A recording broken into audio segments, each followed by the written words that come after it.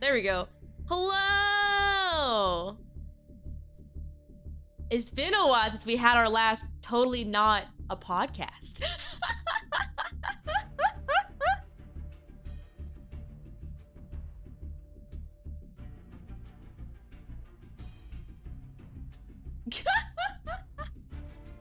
I know, it feels weird not having the podcast. Oh, Paul's muted? There we go. Am I muted? Oh, What? okay, No, I'm here. I fixed it. I fixed it.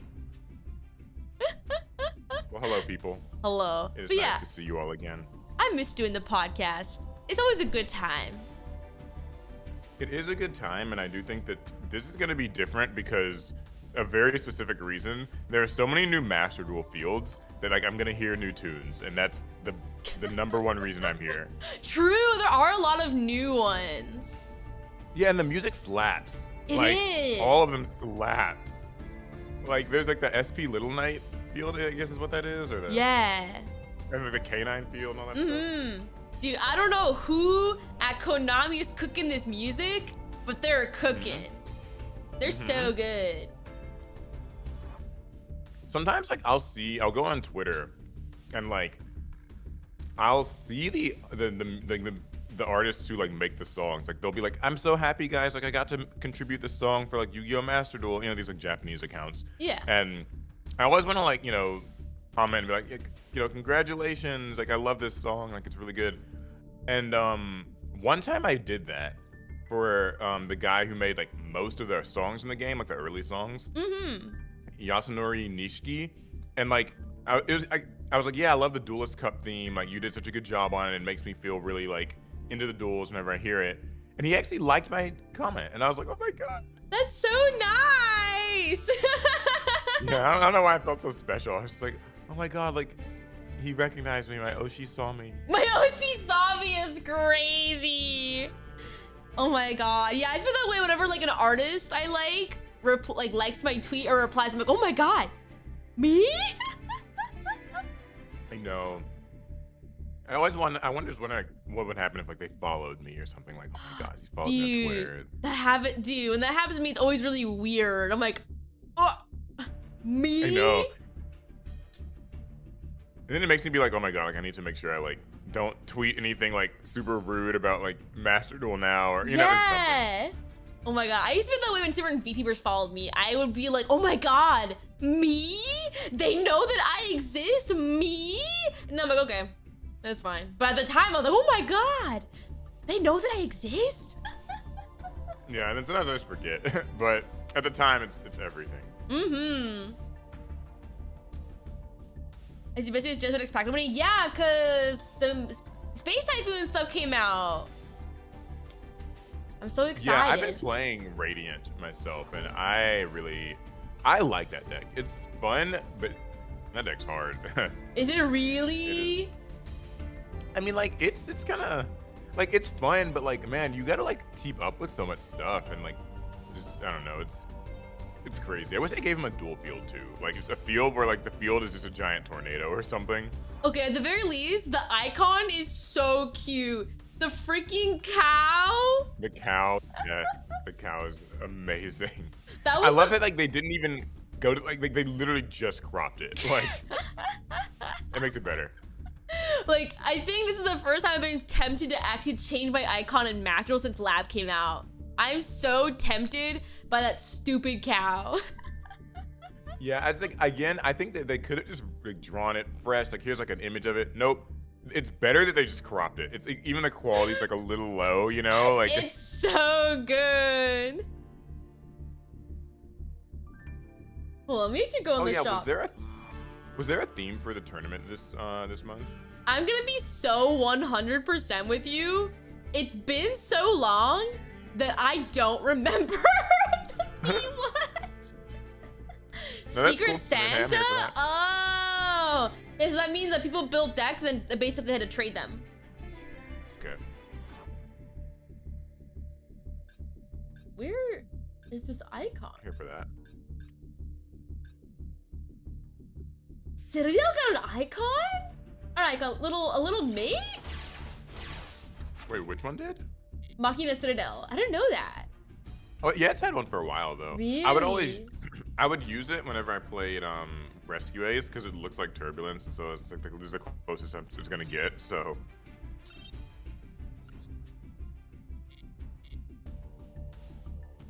Okay, well, are we ready to start, mayhaps? Yeah, we good to go.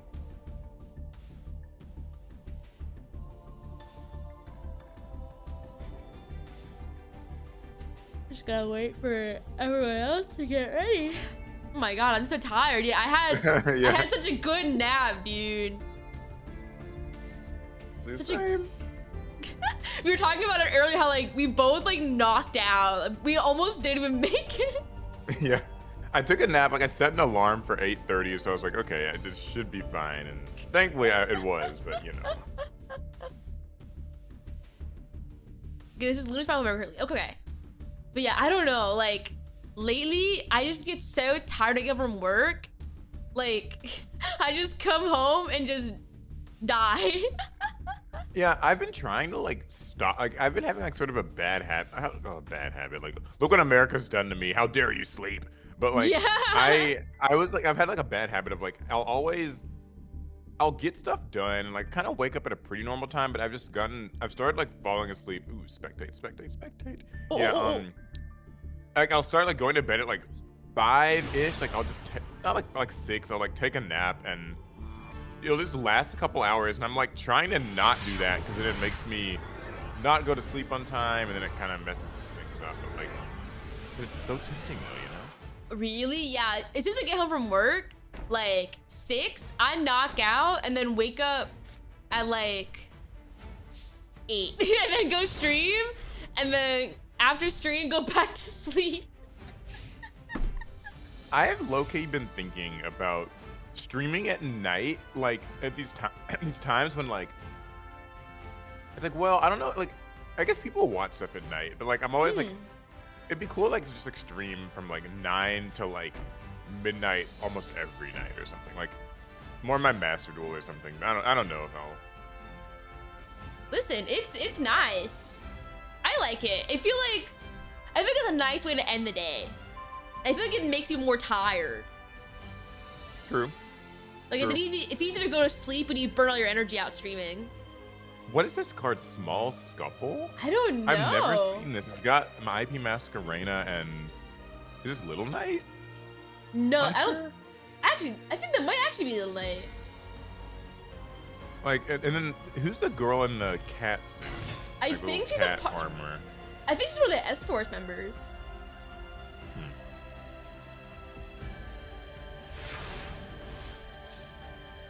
This is very. I like how IP and SB have kind of become like the new Konami best girls. Yeah. There's in everything. But it sucks they basically replaced the live twins though. Yeah, that's true, isn't it? I still think I still feel like I feel like we're about to say the same thing. I still feel like Konami did not do enough with like they did. It's cool that they've been using them some, but they didn't do enough with like Live Twin to me. I know. I was gonna say they should have made VTubers. Yeah, like they should have actually gone to the trouble and like just hired people to be like the consistent like this is Leela and Keys to Kill, and like they literally just stream Master Duel like events and stuff every single month. Yeah, like Bandai has this where they have like Agumon and Terriermon basically do announcements for Digimon. Oh yeah, Professor Terriermon or whatever, Dr. Terriermon. Yeah, that should be the live twins. Yeah, I guess like, cause like they whenever they do those I don't know what they're called. I guess like just those Master Duel anniversary things with like VTuber teams, or like people have the teams. I never know exactly how that all works, but those are really popular. I always see people do them, so like watching them. So it's like, there must be something there. They could be like hosting, dude. Yeah. Yeah, let them host that. It'd be fun.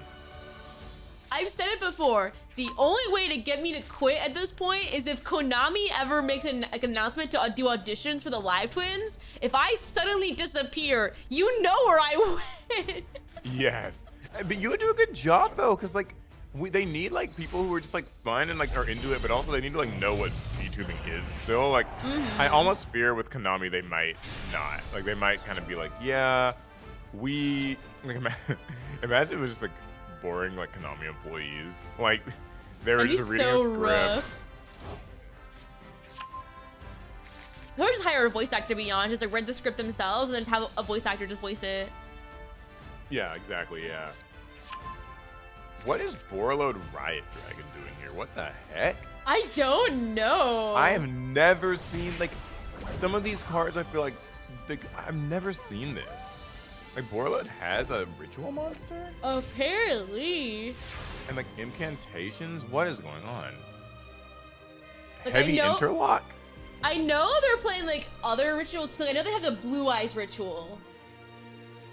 So I guess this is just... it's like a ritual-themed Secret Santa sort of deal.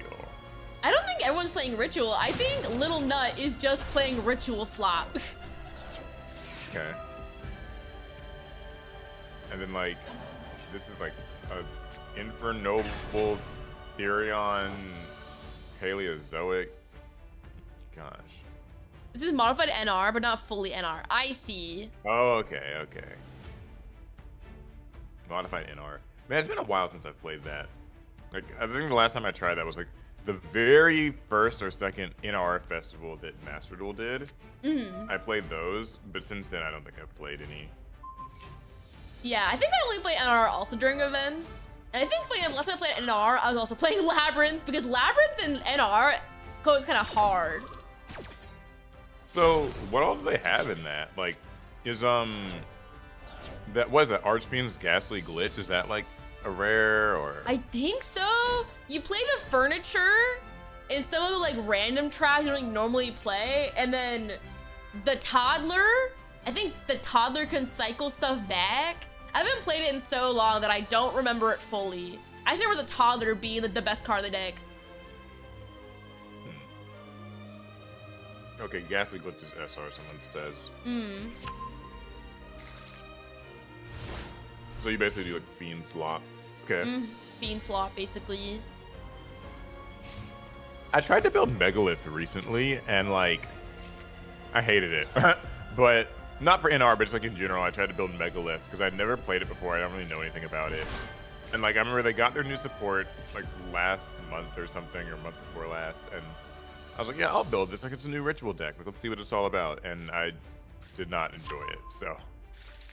That reminds me, speaking of ritual decks, one that I have not tried, that I'm surprised I have not, is Mitsurugi. I have no idea what it does. Like, not the slightest clue. I just know I'm scared when they reveal Habakiri, but that's it. Yep. It's like, it's such a shame. Like, I actually don't think Mitsurugi's like all that, like, it's really good. Like, it's really strong, but for some reason, I guess like, it's not, I'm not drawn to it. I don't know why. That's fair. Like, I agree. There's like some decks that like are inherently good, and I can acknowledge they are good decks, but they are not for me. They do not spark joy. Like White Forest, I know White Forest is pretty decent and it's good. Does it spark joy to have a good time playing it? No, but I know people like it. The same with like Snake Eyes. Everyone they didn't love that deck, but everyone played it. It didn't spark joy. I didn't have a good time doing it, but I knew it was good. I freaking hate White Forest. Like, it's a shame because when it first came out, I thought it was gonna be one of those decks where it's like, oh, it kind of feels a little mid-rangey, like, whatever that means. But like, then I realized it is like combo slop. Like, yeah, that deck combos so long, and I was like, oh, never mind, not for me. No, that's real. I feel like I kind of agree to an extent. Some combo slop decks, I'm like, this is just so boring. Hongshu, Mimir. Like, if the combo's really, really long and doesn't go into something funny, I'm not here for it. Like, Giving Promise is really long, but I'm not gonna lie, it's really funny to FTK someone. I have a good time playing Giving Promise FTK. But if it's something really long like Snake Eyes, I'm like, this is just boring. I'm just clicking buttons. Yeah, I feel like the most like combo-y thing I've play. Ooh, I don't know. I don't feel like I've played like much like combo-y stuff. Like maybe I've been playing Radiant Typhoon, and that's like the most combo-y thing I've played in a while. And like I wouldn't even call it. I mean, you know, like it's not like they make like one Link monster, like you know, 2 bosses. It's yeah, not much. Angelica, Princess of Noble Arms. Oh, is this Infernoble stuff? Like, what is this? I saw a little bit of Infernoble before. Something that's weird about like this card, Angelica. Like, I love these cards where it's like, this girl is just on her bed. Like, have you just looked at her art? Like, she's not like here to fight at all. Like, she is just like, yeah, I'm just kind of chilling. I'm just, you know, in my room. I'm here. Like, I don't know why I got summoned, but you know, sure. Dude, that reminds me. I low-key miss Isolde from the memes. They were so good. The lesbian Isolde memes. Oh yeah. Yeah. Is she banned in this? She is banned in this, right? I know In she's Master Duel? banned in paper. I don't remember if Isolde's banned in Master Duel. She might be. Maybe she's not. Wait, hold up. I'm gonna see if I can find it here. Oh, okay, she's not banned. What the heck happened to Zold? You fell off. I feel like I haven't seen her in ages. Yeah, rest in peace. What's going on, lady? Or ladies? Real. My 2 lesbians, where'd they go? Yeah, they used to be given warriors, you know, like what happened? Did they left, they moved that way? Well, wasn't Isolde banned because of the Jeff Leonard OTK with what's it called? With yeah, like the Exodia thing. Yeah. I don't know. I don't know. Like, I mean, I think that was like a big part of it. There's like that and Electromite maybe or something. There's so much like Yu-Gi-Oh has some of the most like toxic stuff when it comes to like these FTKs. It's like it's all these weird. I don't even know like what he was doing with that card. Dude, that reminds me. Speaking of Electromite, why I'm so mad that Electromite's still banned. It makes no sense. It's literally just because Sona Konami does not like pendulums. Like, come on! It's like they do anything. Yeah, I heard there's a rumor. Yeah, I heard there's a rumor that like one of the people, like Jerome or somebody like just doesn't like. Who knows if that's true? Like whatever. But like someone says like yeah, he just does not. He has it out for pendulums. I think they don't like. I think Konami genuinely does not like pendulums, and they like regret releasing them into the game. And so now, whenever they make like a new pendulum archetype, they always like they'll make new ones, but they'll always make them like not even really like pendulum based. Like it'll be like valence or something. Like it'll be kind of like its own little mechanic outside of pendulum. That or it's like a one-off card where literally it just guns a spell in trap zone and then comes back out and that's it. You're not really pendulum summoning with it. Yeah, exactly. It'll always do something like that. And like, there's like I say release Electromite. Like it's in Master Duel and like still no one plays it. So. Yeah, no one it doesn't do anything. Yeah, I don't know. It is crazy to think how much they don't like it. That even in Genesis, they're like, no. Links in pendulums, they don't exist. I think like they knew that like a lot of old school players probably don't like them or like they're scared of them or whatever. So, like I don't know. Like I remember when pendulums came out, a lot of people like were like, what? Like Yu-Gi-Oh's lost its way, and you know it's interesting. I guess you weren't playing Yu-Gi-Oh at the time, were you? No. Again, it's weird. Like I was around, right? I knew what Yu-Gi-Oh was. I watched the show as a kid. I had cards, but no one to play with. So I didn't actively start playing Yu-Gi-Oh and actually know how to play till Master Duel. Yeah. So, well. Pendulums, yeah, they came out in like 2014, and like I remember at the time it was like hell and brimstone for some people. Like some people were very upset, and they were just like Yu-Gi-Oh's, you know, it's lost its way. Like I don't want to read these 2 text boxes and scales, and like And to be fair, like Konami did do a lot when they introduced them, because like they changed the game mat, Oh yeah. and people were mad. And people were like, even like now, even your mat's outdated. Like it's like they're power keeping the game board, and it just felt like a lot. So like I remember it was very like just had people really upset. There were a lot of people who were like, I'm quitting. Like this is too much. So. I don't blame people for being so upset about it when they first came out, purely because they are really weird. They're just strange as hell. I remember watching the anime and being like, what the fuck is this? Like, the fact that they even go to graveyard is just like the icing on the cake of being weird, right? The fact that they're both spells and monsters. Yeah, it doesn't help. The fact that they summon through help. their own zones. The fact that they don't go to graveyard. It's just really weird.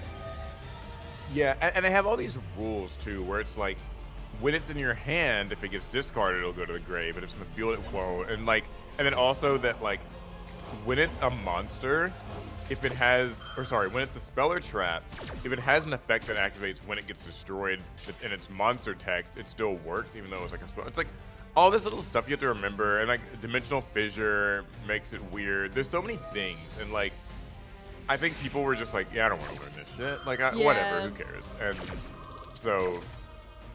so people just like didn't play Pendulums. And it's funny because when you look at like Yu-Gi-Oh's history, like even just with like meta decks or whatever, whenever there's a Pendulum deck on top, it's very brief. Like it's like maybe for a month or two, it gets like hit by the ban list. Yeah, it's just. Even when I teach people how to play Yu-Gi-Oh, right? Like, because I do like a series of streams where I teach VTubers how to play. I try to explain, and everyone's just horribly confused. And they'll try to ask me to like explain more about pendulums. I feel like I'm so real with you, Rome. It's not worth explaining. You're never gonna see this. Yeah, it's funny. Like I kind of don't blame people for saying like just skip it. Like don't even learn about it. Like if you play against a pendulum deck, just pray. I don't know. Take a nap while they combo. Literally. Like, it's not like worth really learning the intricacies if you're just trying to like kind of just play and have some fun. Like just ignore the pendulums. Yeah, and even then, I feel like there's every pendulum deck truly is like a combo slop deck. You're going for so long only for nothing to happen. You make nothing. You'll go like forever. The most like powerful like pendulum junk that you'll see in like the ranked ladder every now and then. It's like that one thing with like the Ignister Synchro that like doesn't have a hard once per turn or whatever, and it keeps on like it'll always be like some loop thing. Like it's always just like looping Electromites, looping that one synchro guy, like, and it just takes forever, and it's like all that trouble for like something that a White Forest deck or something can just do better anyway. Yeah, I feel like at this point every fewer vulnerability. Yeah, every modern deck can outpace any pendulum deck like so quickly. It's just that pendulums are just like so long to do like something so simple that even then it's just not worth doing. Yeah, it's all that for like not much reward. I mean, like, and to be fair, if Electromite came back like in the TCG, it wouldn't even change any of that. Like, it'd still just be the same kind of thing, but at least they'd be more viable, I guess. Yeah. I don't understand about bring back Electromite. It makes no sense. It's doing nothing. Just you can bring it back and have the funny little guys make their slop. They're not gonna top an event with it, but at least they can use their little guy. I think that's actually part of the plan though. Is so like if you keep Electromite banned, then it keeps pendulums out of the limelight, so like outsiders never see them. It's like literally there's like this like adopted child that we want to just like keep Harry Potter under the staircase under this, you know what I mean, like the cupboard under the stairs. I mean, right? Like, I think that's how they view it, which I hate that, but like, because they just know, like, if Electromite was around, then like, people might be tempted to play it, and they feel like pendulums ruin the game's reputation. So like, Yeah, I don't know. That's my theory on it. Yeah, now that I think about it, at like Yu-Gi-Oh events, do they even show Yuya at things anymore? No, right? Not really, right? Yeah, like, not really. I don't see him. They really don't have Pendulum exist anymore. To be fair, I feel like people also did not like Arc 5 very much either because of like, not only the manga ending has like weird connotations, but it was also just really long and went to a grind. I heard that like the second half of Arc 5 isn't good because like Alec watched it and he was like, yeah, like I liked it, but then like in the back half of the show, it's like not as like something towards the end he didn't like. I don't remember what he said though, but yeah, it's just like because the whole point of Arc 5 is they're going to 4 different dimensions, like all the different study methods. But the problem which I thought was cool. It is a cool idea. It's rad, but they just take so long to do it, and they drag out these tournaments. So instead they're just like, okay. Can we go now? Can we go? The Synchro arc was so unbearably long. It was so long. Yeah, and like it's a shame because I do think those anime, like, you know, people not really liking Arc 5 and stuff, kind of like did a lot of damage for Yu-Gi-Oh! Because like, you know, people already didn't love Pendulum, and so like if they didn't like Arc 5, that doesn't help. And then like Brains came out, and I've seen a little of Brains, and I thought it was alright, but like, it didn't get dubbed for the longest time. So, like, it wasn't even on TV like Arc 5 and Sexual and stuff were. Really? For a while, so yeah. Yeah, I don't know what's going on with the like, Yu-Gi-Oh anime Sexual anymore, was like bro. on TV. I don't think we're getting it. I mean, unless some miracles are being done over in Shueisha Studios or whatever, like, doubt it. Yeah. I don't know, because I know they do dub the Go Rush anime and the Rush anime, so it's in America. But I don't know what's going on anymore. Those Rush anime, like, I don't even get it. Like, I'm not saying that I think the Rush stuff is bad, but like, I don't get it in the sense that like, if you don't have like physical Rush Duel cards, what reason does this anime have to exist? And I know that sounds like mean, but like, literally, like, the anime have to sell cards, right? Like, yeah, that's kind of the gist of it. So it's like, if you're not gonna bring like paper Rush Duel to the States for the kids to buy after they watched an episode, then like, what's the point? You know, I don't know either. Genuinely, no clue. I think it really is just because the rights were cheap, so we might as well. That's my only guess, is that the rights were cheap. The rights were cheap. And that dubbing it was not very expensive, so fuck it, we ball. Put something on TV. You know, okay, here's something really sad. Not like sad, but like, it's kind of depressing to see is the voice actors for the English dub of like Go Rush. Mm-hmm. They're on Twitter and stuff sometimes. Like, I've seen them on Twitter, and sometimes Konami they've done like these sponsored collaboration streams with them on Twitch before, and I've stumbled upon these where it'll be like they'll play against like one of the sponsored Konami content creators or like whatever, and they'll be playing Duel Links, and they'll play like Rush Duel Links or whatever. Mm-hmm. And like these get like so little promotion, and like they'll have like maybe like 20 viewers, and like, you know, I'm not saying that like it's bad to only have 20 viewers. Like, there's plenty of small streamers who have that, but just like, yeah, it kind of like, for you to be like a voice actor who's just doing like a guest, you know what I mean? Like, it's not. It kind of, it shows how like people just kind of don't care about these like Sevens anime and stuff. Like, which sucks. It just sucks. It sucks because the voice actors who do like Rush and Go Rush genuinely care. I actually know a few of them. They're very nice people, but yeah, like they always seem very enthusiastic about it. Like, yeah, you know, I'm gonna be like dueling against people on like, you know, Speed Duel or whatever, and like. And I'll see it on their Twitter accounts and stuff, but yeah, like, people just don't tune in. Yeah, it just sucks. I don't know. I think I think people just want like a new Yu-Gi-Oh anime, like it's an actual, you know, normal one, I guess. Yeah, have you heard the rumors about them making a remake of Duel Monsters? I feel like people say that every year.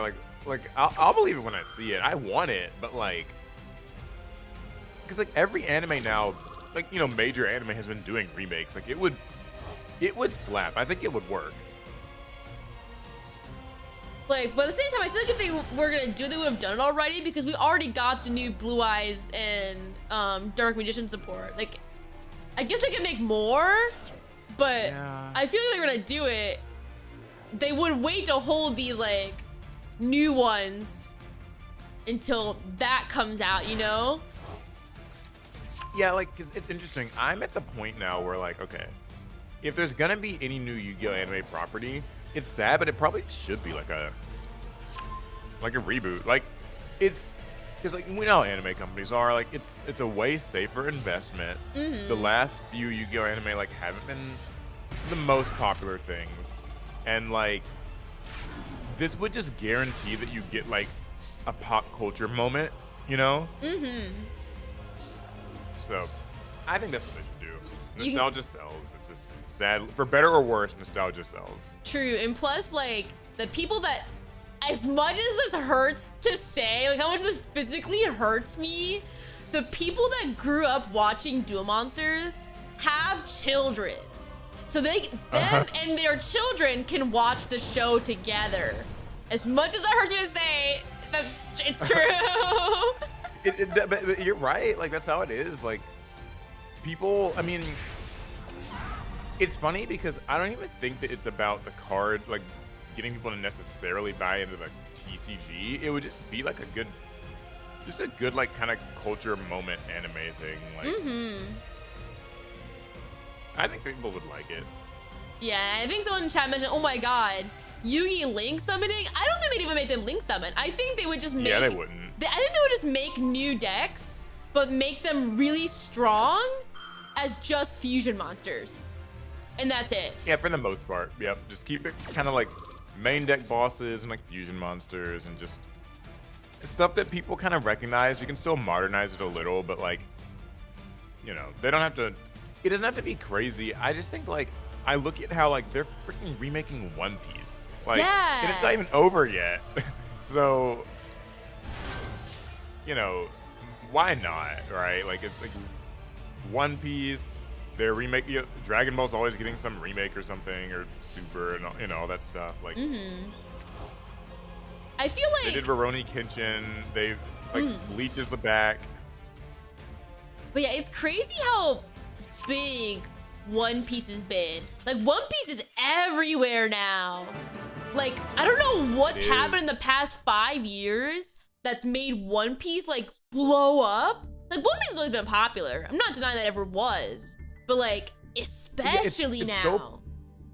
It's so pop culture popular now. Yeah. Like, I think it's like it's COVID. Like, it's like post-COVID.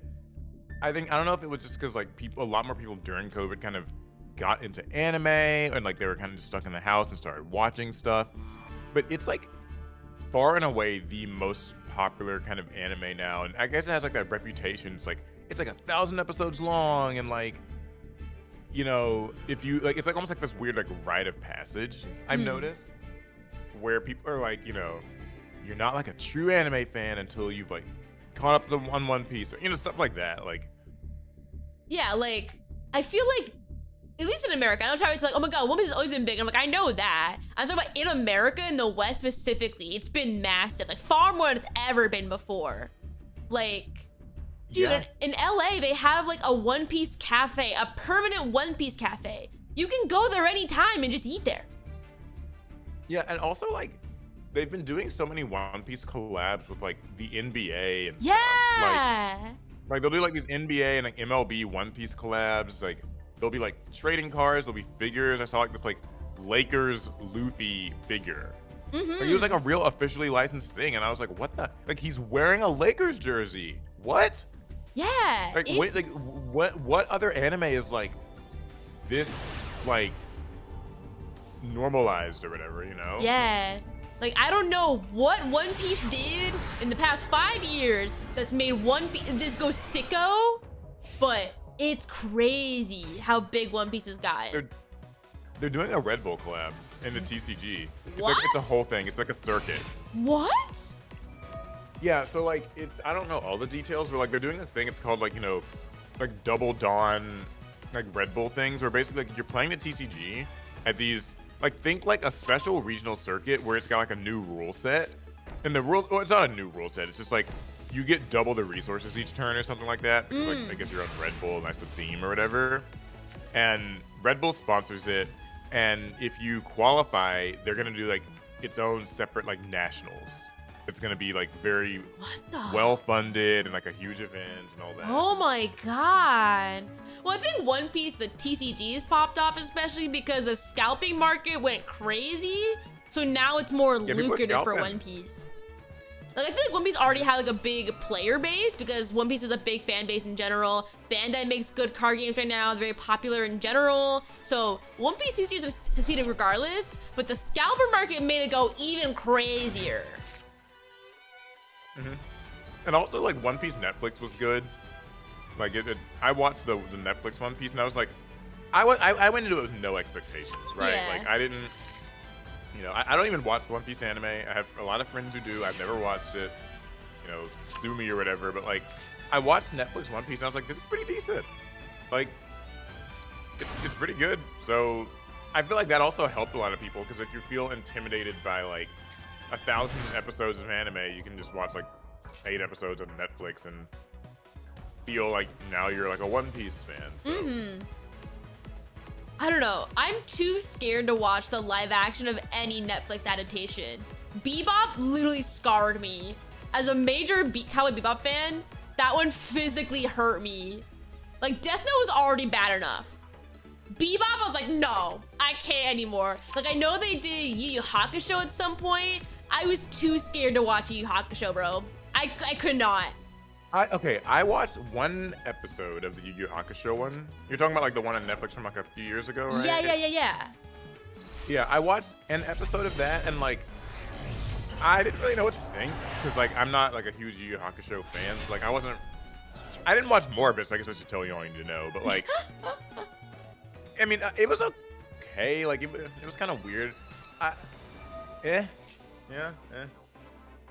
Yeah, you see what I mean? I'm too scared. I love Yu Yu Hakusho so much. So like, if it was even slightly bad, I would crash out. I watched the One Piece one, and the One Piece thing. So it's interesting because I did watch the early episodes of One Piece, the anime, like you know when it was like 4 kids and all that stuff. And when I watched the Netflix live action, not gonna lie, at first it was giving like high school film project, right? Like high school amateur, kind of like people in like cosplay, just kind of doing a really like. But the more you watch, it does grow on you, and it actually is like it's pretty good. Like I can't say more than that because like I mean I don't know all of One Piece. I don't know like what people wanted going into it, but I liked it enough that like I am going to watch season 2 whenever that comes out, like next week. So I won't be like day 1 watching it or anything, but like I'll get around to it. Oh my god, speaking of waiting for it to come out, like I remember waiting for Stranger Things, the new stuff to come out, and then I heard that it was really bad and said never mind, I think I'm good, reading the cliff notes.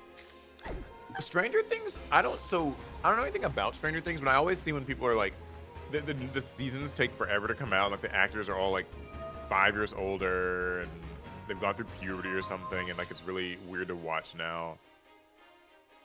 Yeah, I don't know if that's true, but I've just seen. No, it definitely is true. It took a long time for the final season to get into production, so they aged a lot for how old they're supposed to be. And even then, I feel like Stranger Things went on for too long. The ending was apparently really bad. It was just rough. I low-key worry about that for like One Piece Netflix, because like the actors like right now are pretty young, but like I don't know how much they're planning to adapt or how they're gonna handle like filler arcs or whatever. But like I just feel like Mm, that can take me out of live action pretty fast. Is when you just know that like these actors are just like getting so much noticeably older than like the role they're playing. So. Yeah. Is that how with Stranger Things? But they're meant to be like seniors in high school, but they actually not even. I think they're meant to be like 16, but they're obviously like 25. It's so rough. Did you see like when they announced live action Avatar: The Last Air, like the Netflix Avatar thing, season 2? Like this is on Twitter a few months ago. It was like a little teaser, and like the guy who does Aang is so much like older now because like it's only like maybe been like 2 or 3 years, but like he's just gone through puberty, so he's just clearly like not like a kid anymore. And like for me, that would just take me out of it. Yeah, it's so rough. Among all the other reasons you can kind of not like live action adaptations, that's one of the big ones for me. But I feel like live action Avatar is just cursed. It's just so cursed. Yeah. I haven't seen it, but I think that it will always now, you know, everyone, the meme one, like the M. Night Shyamalan one or whatever, that's just kind of everybody like dunks on. Yeah. I feel like ever since that, which that was awful, but ever since that, it's like, I agree, like now it just feels like anything live action with Avatar just feels cursed. Like, don't even just, But even with the Netflix one, the original creators were originally attached to the project, and they left because they couldn't take dealing with Netflix anymore. It's just rough. I mean, I'm always fascinated by, like, I'm sure that it is an interesting challenge trying to adapt something for the screen and like, you know, like how do we change these characters? How do we like make the story resonate more for like maybe non-anime watchers or like cartoon, you know? But I still do think that if the creator says something, you should probably take their word for it. You know? What's with this, especially making things live action? I feel like live action is basically like the bridge to get into general pop culture, right? I think a lot of people in the West are very like they see animation as something meant for children. So they won't really want to interact with it. So the obsession of making things in live action will be like, oh, well, the average person will be more willing to watch it. It's like how what is the what are the film awards called? It's not Grammys, it's like the Oscars? The Oscars, yeah, the Oscars. Like animated films like never do very well at those. And like I think that's why like studios, they prefer live action because like live action tends to like get more like peak box office numbers, tends to win more like film awards and stuff. Like people see it as more legitimate. Yeah. Which to be clear, like I don't necessarily see it that way, but like I think that's why there's always like this rush to like turn this thing into like live action, like make these live action Disneys and you know, whatever. Yeah, I think in the West people are taking it more seriously. So that's why like it's frustrating seeing people convert anime into a live action and just fumble horribly. Even like anime that seems so simple get fumbled horribly. Like Bebop should have been so easy. Should have been so easy, and they fumbled it so bad.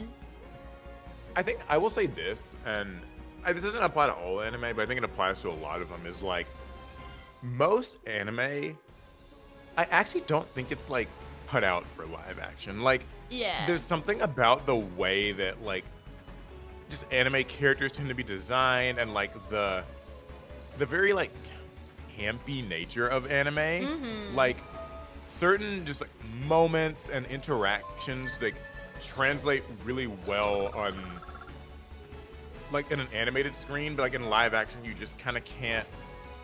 There's no way to do it without it appearing cringy to the average person. Yeah. And that's not even like that's not a mark against anime, but I think it's like a mark against like live action anime just generally isn't gonna ever feel good. Yeah. Like for one of the things I always think about is like, you know, in anime a lot, there's like this trope that you see in like old anime, new anime, all the different genres. Is like say like you and I are like two characters and we're like, we're kind of having like an argument or like sort of a disagreement or something, right? And like it's supposed to sort of be this moment of character growth, and like my character will like, turn and leave the room, but then stop like right in front of the door and like, my back is to you, and I'll just turn my head and like say some edgy one-liner. But like in anime, that happens a lot, right? Yeah. Like, and it's cool as hell. And that's like, yeah, it's really cool. Like it just makes a good moment.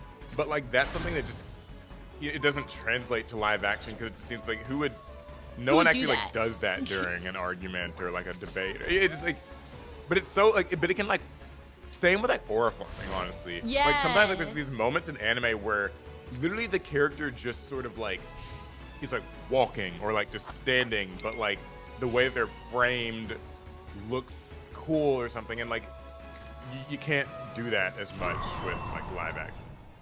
Yeah, I think the problem is that the ones they always pick are the ones that'd be so difficult to like adapt. Like, did you know that a Naruto live action movie has been in development hell for like 10 years? They've been at it for, yes! They've been trying to make Naruto for so long, and it's just like never happened. Yeah. I mean, like, I also think that, I mean, I know that they're like trying to adapt shonen because they feel like that's the highest earning potential, and they're probably right. Yeah. But that shit seems hard. Like, it just, with shonen, you have the most potential for your, like, VFX to just look like a complete, like, laughable joke. And, like, cringe moments will, like, look that much cringier. Because, like, yeah. I don't know.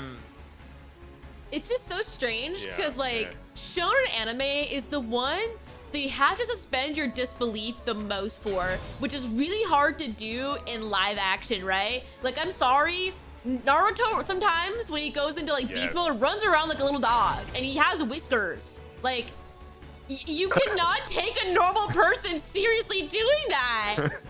Or like Sasuke's skin turns like gray and gets wings. Like, I'm sorry, like that does not, no one will take that seriously. But they keep trying, or even Dragon Ball, like, and like, and the costumes in general. Yeah. Like, because like, and this is like full respect to people who do anime cosplay, right? Like, it's hard, I get it, but doing like a whole movie in like that style of clothes just doesn't work that well. Like, it's just hard to take humans seriously when they're trying to like unironically deliver lines and like, just do things like while wearing whatever the fuck like half these anime characters are wearing, like it like for a long-term piece of TV, it doesn't. Yeah, and like Japan does like stage shows where they basically like act like as the characters on stage and dress up as them. But at least the ones that could work. At least the ones that I watch are always very campy. Like, they're very silly. Even if they're meant to be serious, they have a lot of really goofy moments. So I think you're able to look past it like a little bit. But at least in like an American movie, it's meant to be serious most of the time. So I'm sorry, I cannot take Goku seriously when it comes to Monkey in a live action movie. Like, I can't. It's so silly and dumb. Same with hairstyles, dude. The hair is always really, because anime hair it's so hard to do the hairstyle. Yeah, anime hair is always crazy. It's dumb as hell. So like it's crazy, it's colorful, and like you just like how can I take someone seriously when they have like Goku's hair? Yeah. Like, let's be for real. Like they can't say anything that I won't just make me like bust out laughing. Yeah. Like, it's just, come on. It's so rough. Yeah, it just becomes too abundantly clear that like this is just like people like acting, and it just looks like that was my thing with like Netflix One Piece for a long time. Like in the first couple episodes, I'm just sitting here watching and I'm like, this just looks like an amateur kind of college film project. And like again, like it grew on me, but I had to like kind of get past that still. So God, it's weird though, because even when they try to do anime that like is so easy to adapt, like they did Ghost in the Shell a few years ago with Scarlett Johansson, or they did Bebop, Alita Battle Angel, like that should not be difficult, right? They're pretty grounded sci-fi stories. Just adapt it how it is, and you should be fine. But there's something about the itch of anime with like, oh, we should be even weirder. And it's like, no! Like, this is the one. Please don't add more. Like, please don't add more. This is the one time that an anime is pretty grounded and normal. Like, don't do anything else. Just chill out. One other thing too that I think anime like just that translates really awkwardly on screen is like when characters give each other like, you know, the piercing glance or something. You know, you can't like really recreate that on screen. Like, you know what I mean? Like it's hard to do, and it ends up just looking again cringy or like out of place. Yeah. In anime, it works perfectly, like in animation, but you know.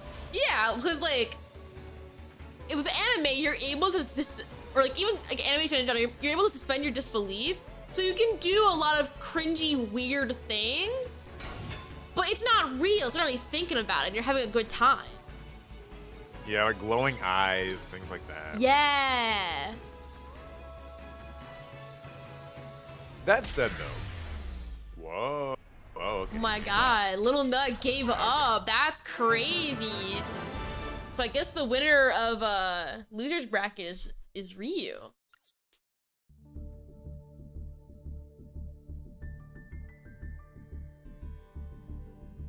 Yeah, Ryu cooked. He went crazy. Rest in peace, Little Nut. Sweet. Now go me. Rest in peace, Little Nut. How do people Detective Pikachu? I have not seen it, but it's weird to think that a Pokemon movie has basically left pop culture entirely. I have not seen a single person speak about Detective Pikachu since that movie came out. So, you know what? You're so right about that. And you know what else? I watched Detective Pikachu. I saw it in theaters, and I cannot for the life of me tell you what the story was. Like, I don't remember. Yeah, I feel like that movie just like came and went so quickly. And it's crazy because it's Pokemon. That should have been like movie of the decade. Pokemon is so huge. How did it just blip out of existence? Like, how did that happen? Like, I feel like the most impact that the Pokemon, like Detective Pikachu movie had was like I sometimes will see like memes about it, like some, you know, like the Pokemon look really like weirdly realistic and stuff. Like sometimes I'll see like people kind of just, they'll refer to it and I'll like, remember when that happened sort of thing, like sort of way. But I don't think anybody like remembers what the story was or anything. Like I don't even remember who the actor in it was. Like I don't either. I know like Ryan Reynolds or whatever was Pikachu, right? Yeah. But like I don't know who like the main guy was and like what he was trying to do. Like I think the only thing I remember from that movie was the fact that I loved the memes where people wanted Danny DeVito to be Pikachu and literally made like what's it called? Like little fan dubs of Detective Pikachu with Danny DeVito, and it was awesome. Yeah, like I don't know. Sometimes it is weird because I mean I'm sure that movie actually probably did pretty well in the box office or something. Like I wouldn't be surprised if it did well, but it just did not make any impact, like lasting impact at all. Yeah, it's weird to think. Said, okay, go ahead. No, I was saying that said, like it was a fine movie. I think I just don't remember. Yeah. Like, I was gonna say it's weird to think that Pokemon is the one that kind of failed, but Sonic is the one that somehow succeeded. Sonic fails at many things now, but they're surprisingly very good at movies. Like the Sonic movies are all pretty solid. Like the first one's okay. The second and third one are really good, but like it is weird that it's Sonic of all things. Yeah. Although for what it's worth, have you seen the Mario movie? I have not, but I heard it was good.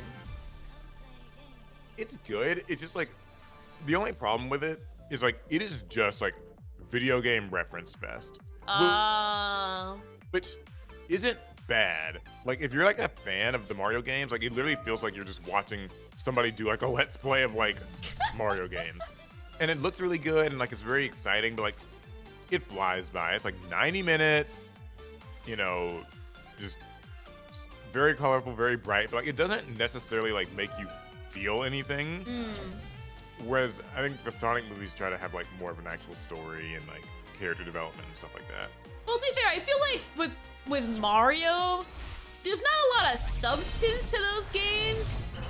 You're kind of just a little guy. Yeah.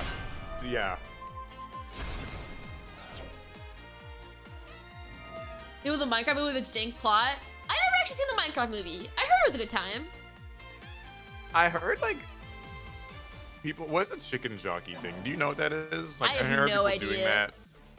I There's literally something people do in the theaters, and like it would, like people were like the people who worked at theaters were mad because like, because like a bunch of kids would spill popcorn and stuff everywhere, and like, I don't know how what it is. Like I have no clue, but I think it was a thing people would do in the theaters. I think someone actually brought a live chicken to the Minecraft movie for the chicken jockey part alone. What the hell? People are weird, man. It was weird. I don't know.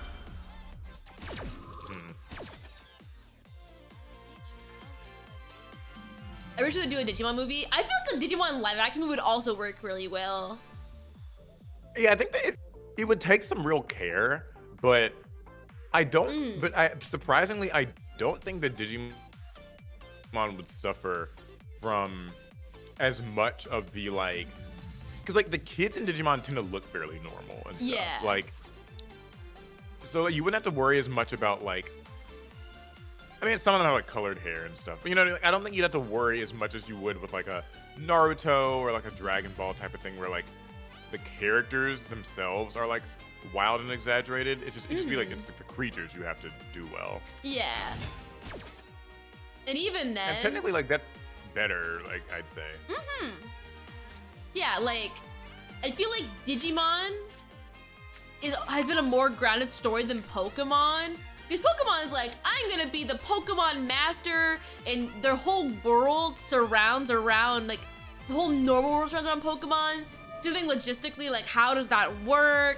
How do people make money? It doesn't really hold up. You have to, like, think a lot about it, but Digimon, you really are just kids that show up to a world and they are monsters there. It's and very that's much kind of like, it. It's isekai through and through. Yeah. Like, I think that it would actually work pretty well for a story because I think you could either try to kind of make more of an adaptation of like, you know, Adventure 1 or Adventure 2 or something like that. Like if you wanted to, that'd be one way to do it. Yeah. But also like with Digimon, you could do an original Digimon story that like, there's a world I can see that still working. Like just a normal kid who kind of like, you know, gets trapped in the digital world, makes a Digimon companion. It's kind of a, you could either make it like a coming of age story or just like a, you know, a boy and his dragon type of thing. You know, like people kind of like those sorts of things. Like there's a lot of ways you could do it. Yeah, I feel like Digimon, unlike Pokemon, has so many different avenues for their story. Like I feel like with Pokemon, it's pretty straight-laced on how they handle their stories, but there's so many different universes and iterations of Digimon. You really have room to just do anything. Even in the games, they're so different from the anime. It's very it's kind of similar to another example, like the Mario versus Sonic thing, where the Nintendo IP is the one that is like safe, but like unambitious in a way. Like Mario's kind of just like the games are just the games. They're colorful and they're bright and like inoffensive. Whereas like Sonic is like not afraid to get a little edgy, not afraid to do a little bit of like character development, and so even though Sonic has more potential to flop and like make a fool of itself with the stuff, with the games and whatever, it also has the potential like to actually make you feel something too when it's done well. And I think like Digimon versus Pokemon is the same way, where like Pokemon is like it's accessible, it's easy to kind of just, you know, you can sort of just turn your brain off and be like, yep, this world's a utopia and everybody lives happily with their Pokemon, and like some bad guys show up but like they always lose. Whereas like Yeah. with Digimon, it's more complex. So I think you can like tell more meaningful stories with a Digimon adaptation than like they can enter territory Pokemon would never go, that kind of thing. Yeah, I feel like Digimon has lots of room to do things. And I feel like, this is gonna sound strange, but I feel like Bandai sometimes just does not give a fuck about Digimon. So I think if they gave the rights to someone to make a movie, they'd be like, do whatever you want. Go crazy. Yeah, We they do probably not just be, care. like, give them freedom. I will say, like, the only thing with Digimon that, like, would probably be... I think a movie would likely just try to avoid this if they could, but, like... Yeah. There is, like, the sexy mon thing, is what Alec and I call them. Oh. Where, like, just so many, like, Digimon just kind of, like... Sexy women. There's, like, Yeah, Venusmon. it's like your Digimon turns into There's Angelomon. Lady like Devimon. Mervamon, Manuramon. Mastamon, like, all that stuff. Yeah. They... And, like, you know... They can kind of just choose to not have them. And, like, if they wanted to make a movie that's just, like, see it with their kids and, like, it's kind of simple, like, they don't have to be in there. But, I mean, I'm not saying I wouldn't want them. It would be an interesting line to walk of, like, how they want to handle them. But that's the thing with Digimon is that, like... Digimon can get pretty freaking horny, like, sometimes. It's not even that. It's that Digimon's evolution is not linear like Pokemon. You can go in a bunch of different ways. So if they didn't want to do Angelomon and Lady Devimon, they can just change, like, Tailmon to go into something else. And it still works. Yeah, like, I think that, and that's probably what they would do, because, like, it'd just be, like, less off-putting. It's interesting because, like, you know, the whole sexy Digimon, like, thing is, if you watch enough anime, it actually shouldn't be a surprise to anybody. Yeah. Like, that's just, like, a part of anime culture that's kind of, like, across the board that just happens, like, whatever. But I do think that if you're trying to, like, make it into a movie, you'd have to probably make a pretty hard call on, like, do you want Angelomon and stuff to, like, yeah. And it's also not uncommon for them to make new evolutions for new properties. Like when they remade the original Digimon, they gave them new evolutions. It's like a different universe for the remake.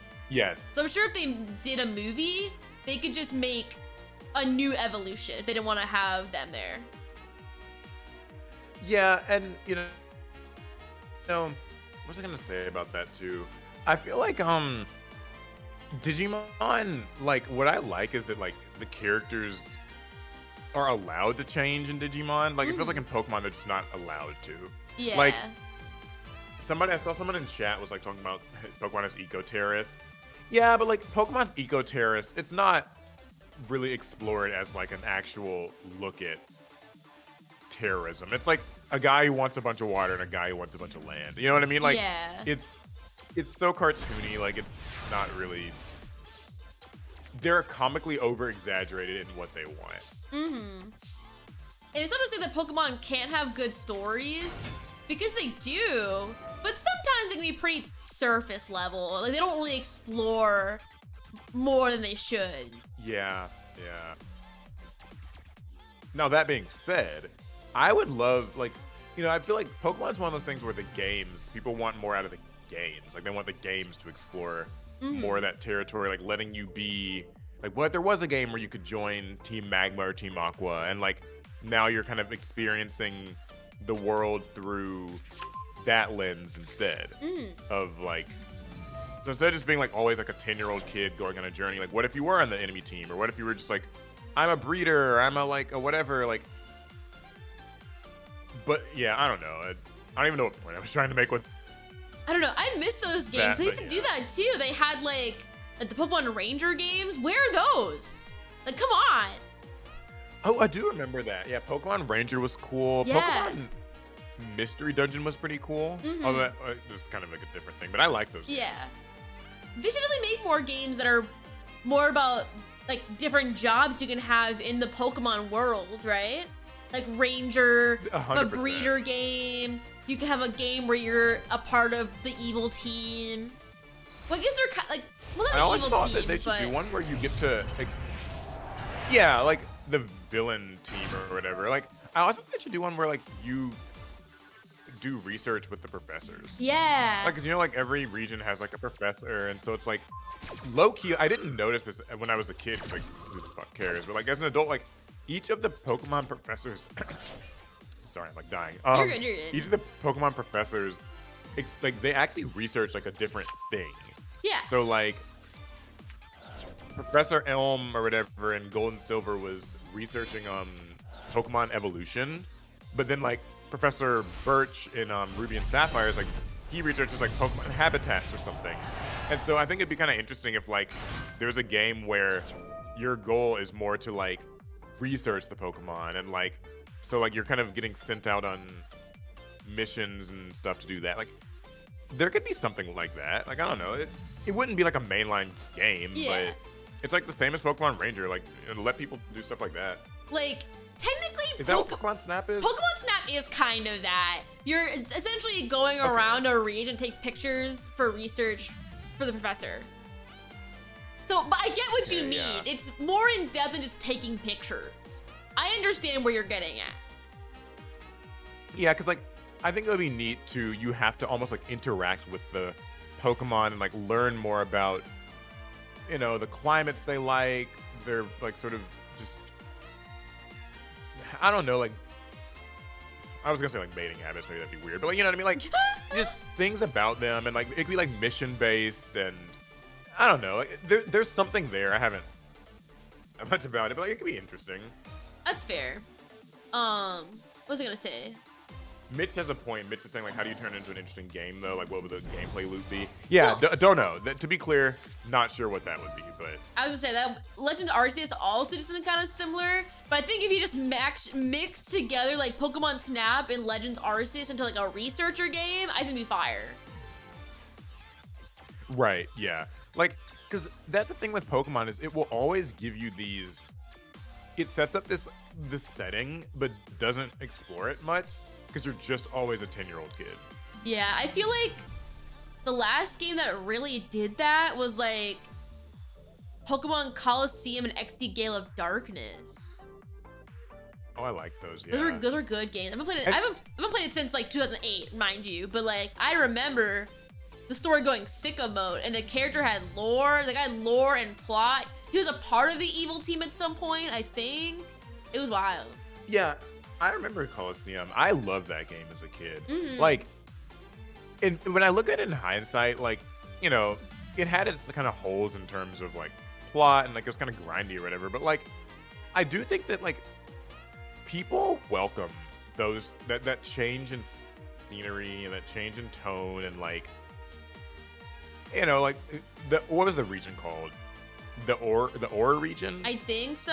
Ori. Again, I've not And, played like- that game since like it came out. So Yeah, basically like you're in a desert. yeah, right? yeah. And like you, it was you had a bike too. It was sick. Yeah, it's like you were in a desert, and like I always thought that was kind of neat because it's like this region's kind of like post-apocalyptic almost. Like it's falling apart. Like all the cities were very like grungy, and like there's like one city in the game that kind of has like water at all, but like most of them just seem like they're in these canyons or whatever. And like that would be interesting to take another look at. Like, how did this region kind of fall into disarray? Where did all the Pokemon go? Like, it doesn't feel like there's like wild Pokemon. I don't know. Like, there's whenever Pokemon dips its toes into that stuff, it's always interesting. But like, they're never willing to ever revisit it, really. So Yeah, I feel like Pokemon's been very safe since like X and Y. Well, because I think they Yes. took risks with Pokemon Black and White, and the boomers They hated did not sell. it. They hated people hated that it. game.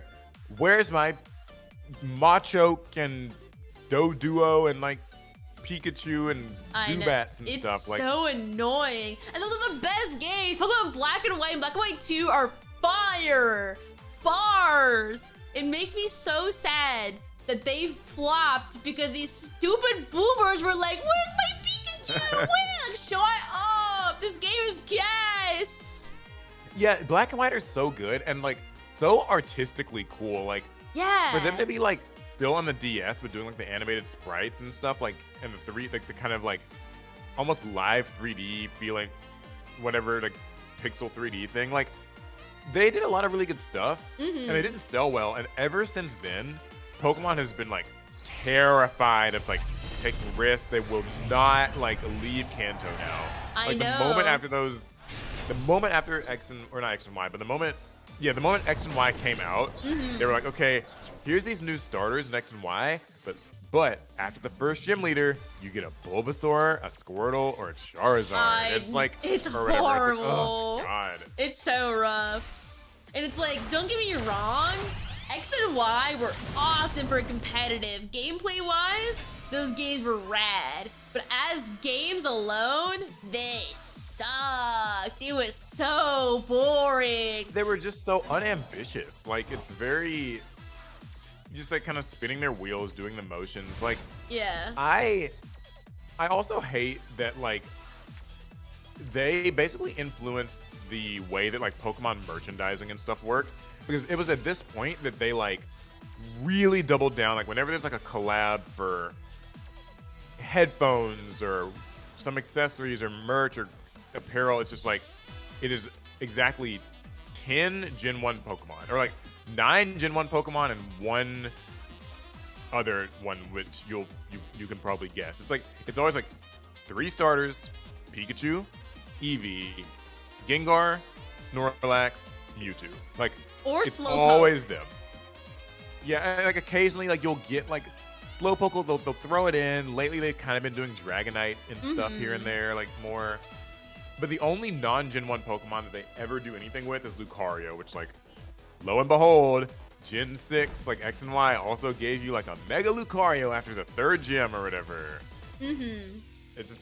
And so now they seem like they're afraid, allergic to doing like anything with any other Pokemon besides them.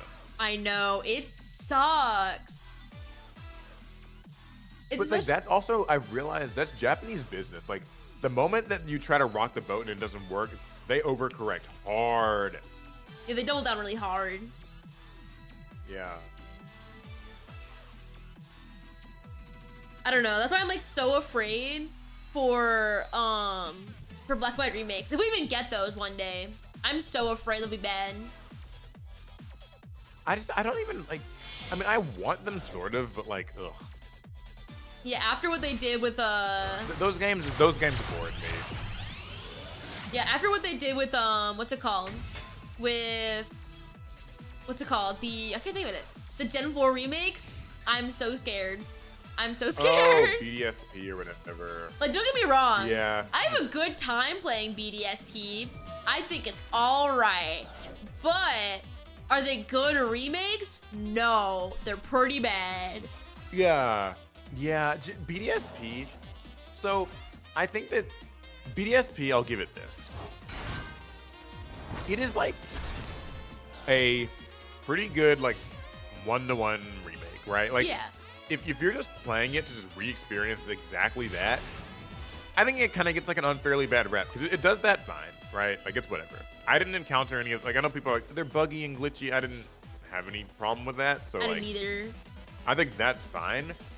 But like when you compare them to what like Heart Gold, Soul Silver, or like Omega Ruby and Alpha Sapphire did, Those games were to, like, gas. yeah, like they reimagined a lot of the region and the characters, and like they were like more ambitious with just everything. It doesn't really compare. Mm-hmm.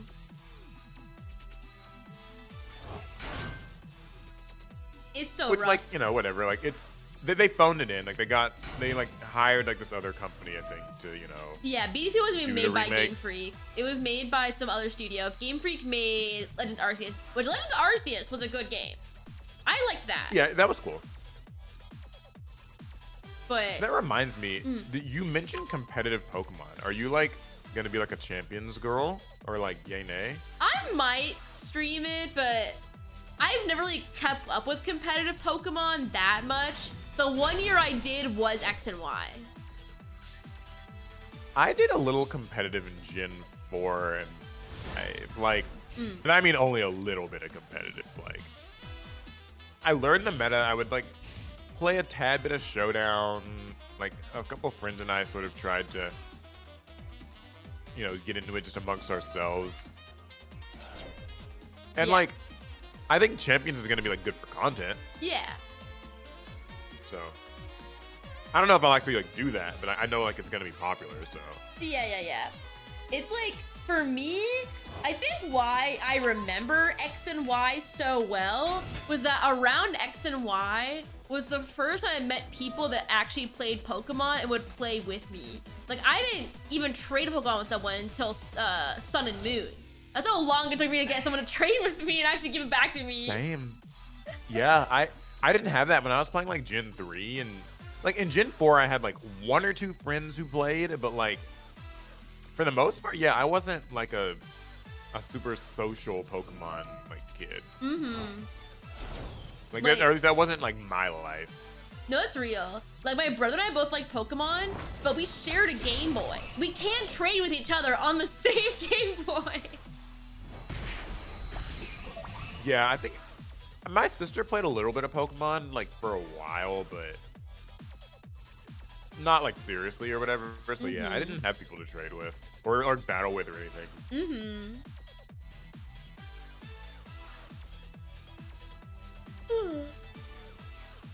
I'm so surprised that this game has not ended. I know. We're going for so long.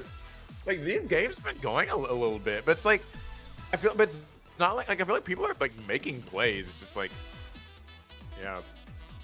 It's an intense game, man. Like I'm looking at Tri-Brigade Rugal, who, okay, that's another thing.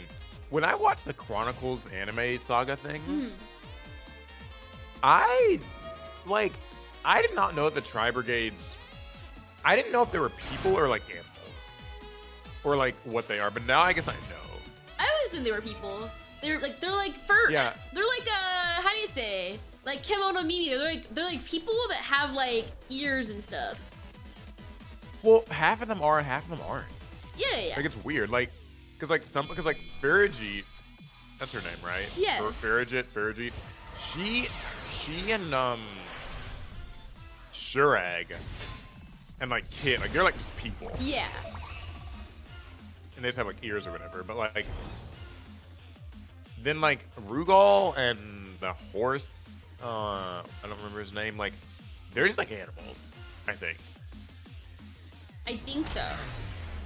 I don't really know. Like that was interesting when I watched that. I was like, oh, I didn't know they were a mix. That's game one. Yeah, Rugal and Fractal are just like animals, and then like the Is rest Fractal are like a kind of just... bird? Fractal's the horse. Which one's the bird one? Nerval, I think, is the bird. Yes. Although I don't know if he's actually I think he's just like a guy. Is like, he? Dude, I don't know. He's a guy LARPing as a bird. It's a guy LARPing as a bird. Crazy. I need to look them up. I haven't seen some of their art in a long time. Okay, have you been watching the Charmer ones, like the Charmer anime things? Bro, I'm gonna be so 100 with you. I know. I didn't even know it was still going. I didn't even know. I thought it ended already. I watched like all the Albaz stuff until that ended, and I thought that was really good. Like, for what it was, I thought it was good. They have started the Charmer ones, and I hate to say it, I don't give a shit. Yeah, like, I give zero fucks about Charmers, right? Like I just don't care. There are so many other decks you could have made like little shorts on. I would have cared more, but Charmer is not one of them. Like, cause like Charmers, like they're from that like old era of Yu-Gi-Oh where there wasn't like really anything to them. It was like these 4 color-coded girls and one guy. There's Dark. Well, they're not even in the anime though. Like they don't do light and dark in this. What? It's specifically just the 4 elemental girls. That sucks. So yeah, I thought that they were gonna include like light and dark, and they don't. And so it's like, it's just, and all it is just these 4 girls, kind of like, that genre of anime that's like cute girls doing cute things or whatever. which is like that's a genre. Like, I respect that genre in anime, but for this, like for a Yu-Gi-Oh, like little 5-6 minute thing that you get once a month, it feels like a waste of time. Like I don't. It's kind of like slice of lifey, but like that's not what I really. Like the Albaz story was good. Like give me a little bit more of that. Like I don't care about the Charmers. Give me Labyrinth. Give me like live twins. Like I feel like something that new. As that format that they're doing with Charmers would work well. It was a deck that people cared about. Nobody cares about Charmers anymore. So if they made like live twins, S-Force, things like that, it would do way better.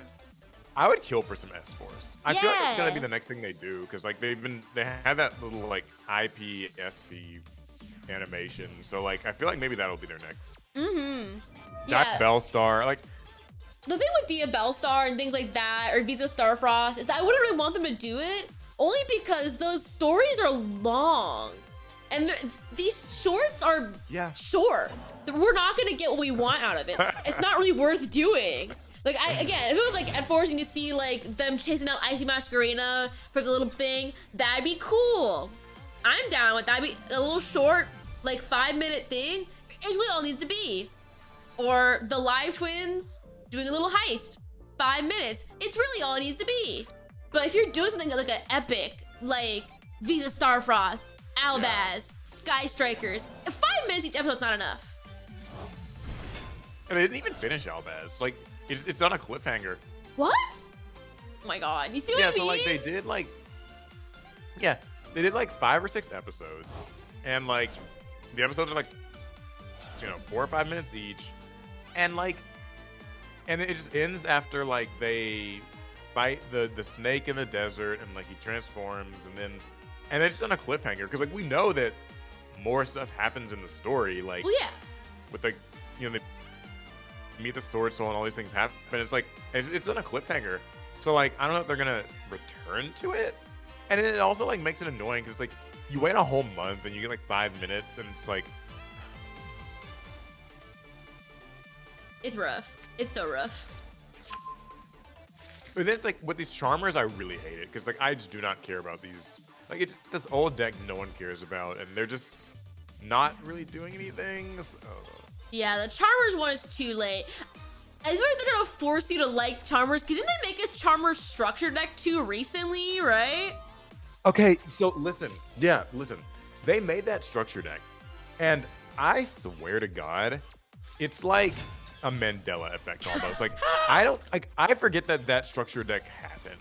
I haven't seen anybody buy it at all. Like no one's bought it at like my Walmart. No one at the card shop. I heard no one talk about it. Like I feel like it was like a stealth drop.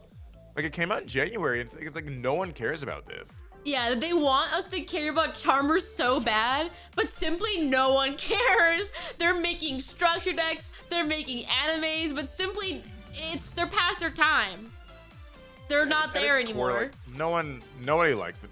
Well, because they were never like that was before they made archetypes to actually have like things going on. So like the Charmers literally are just these girls with their familiars, just kind of like being friends. Like I mean, that's it. Dude, even like a 5-minute short on like trap tricks would be cool. Like there's so many decks that don't need a full anime. It could just take 5 minutes. That's really all you need. But they just don't do them, so they make fucking Charmers. Yeah, like it's yeah. That said, like I am glad Konami has stuck with this at all, because like I remember when they first announced it, I was like, I hope this isn't something they just like give up like after the first one. And we've seen stuff kind of like come and go or whatever, but like they're still doing them, so. I do fear that they'll give up after the Charmers one, because I don't think it's doing very well. Yeah, it's not.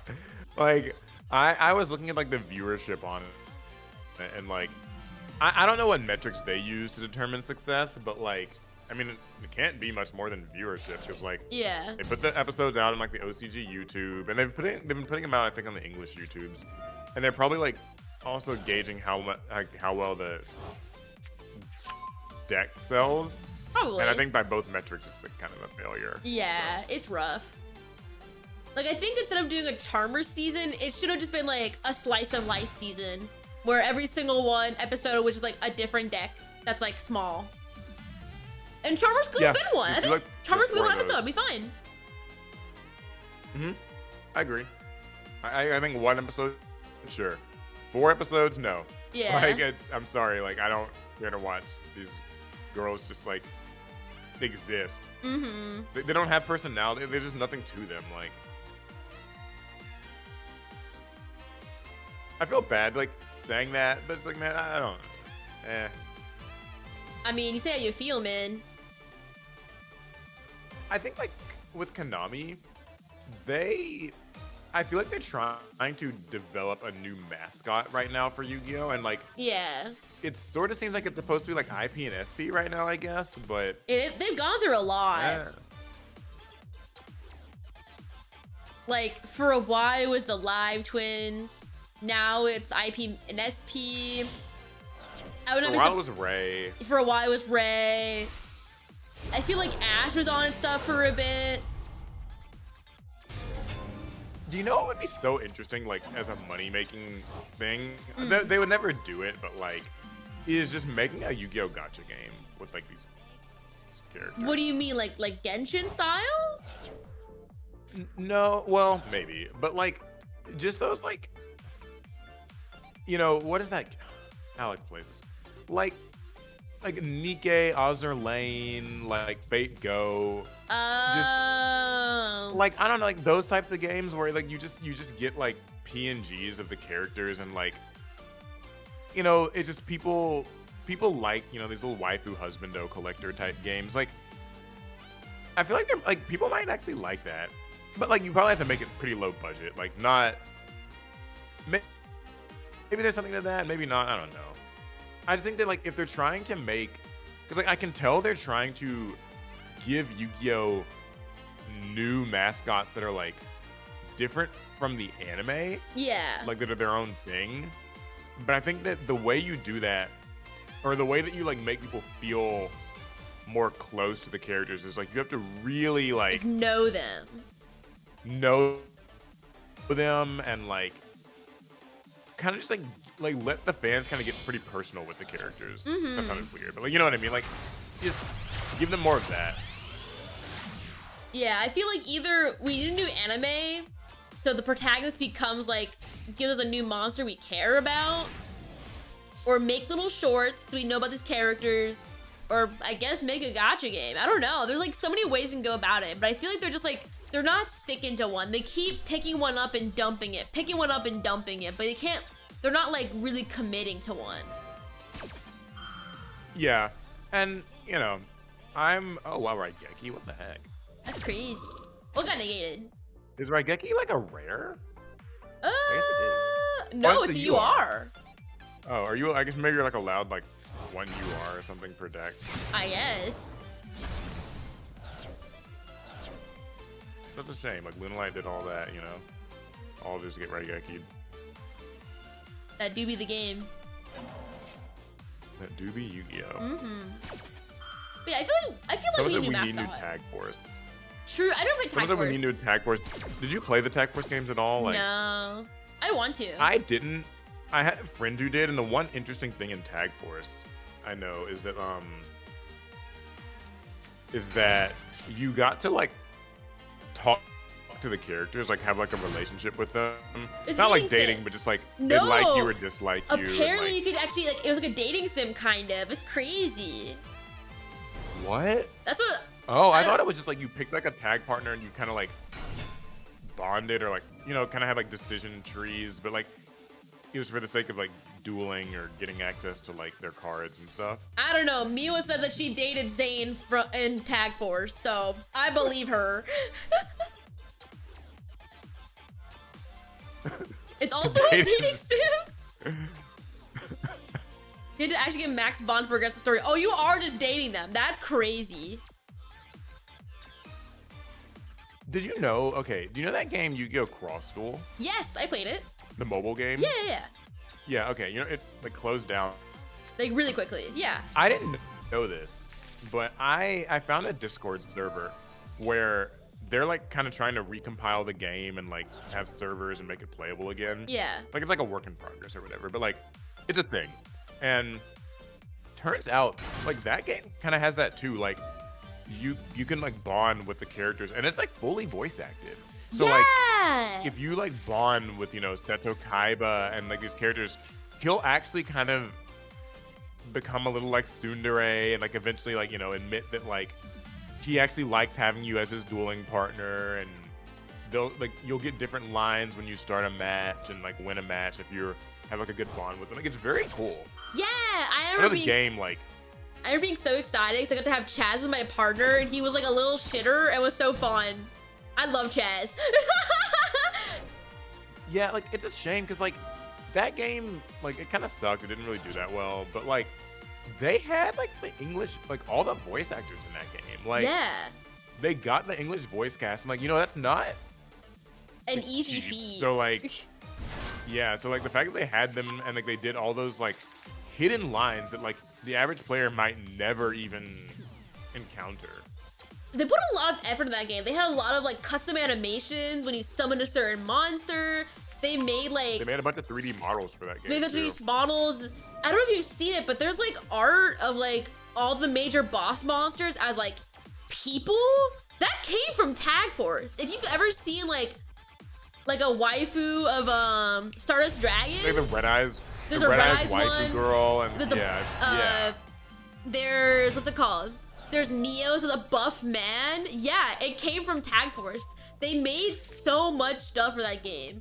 To close it down so quickly is low-key kind of sad. It is sad, and also because I was actually just talking about this in like a video last week. It's like it's sad that with Cross Duel or whatever, it's like it's like one of those tragic stories where, like when a game closes, like a live service game closes down, it's just down.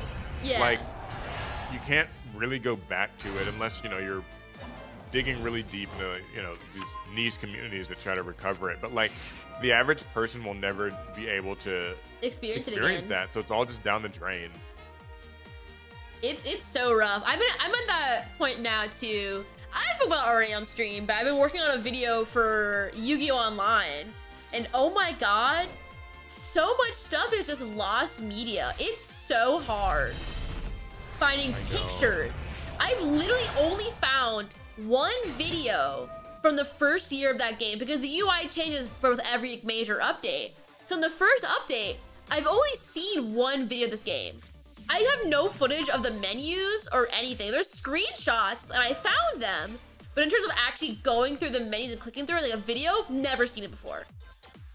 I've seen I found like a video of somebody in character creation, like just making a character, but like I haven't seen any duels.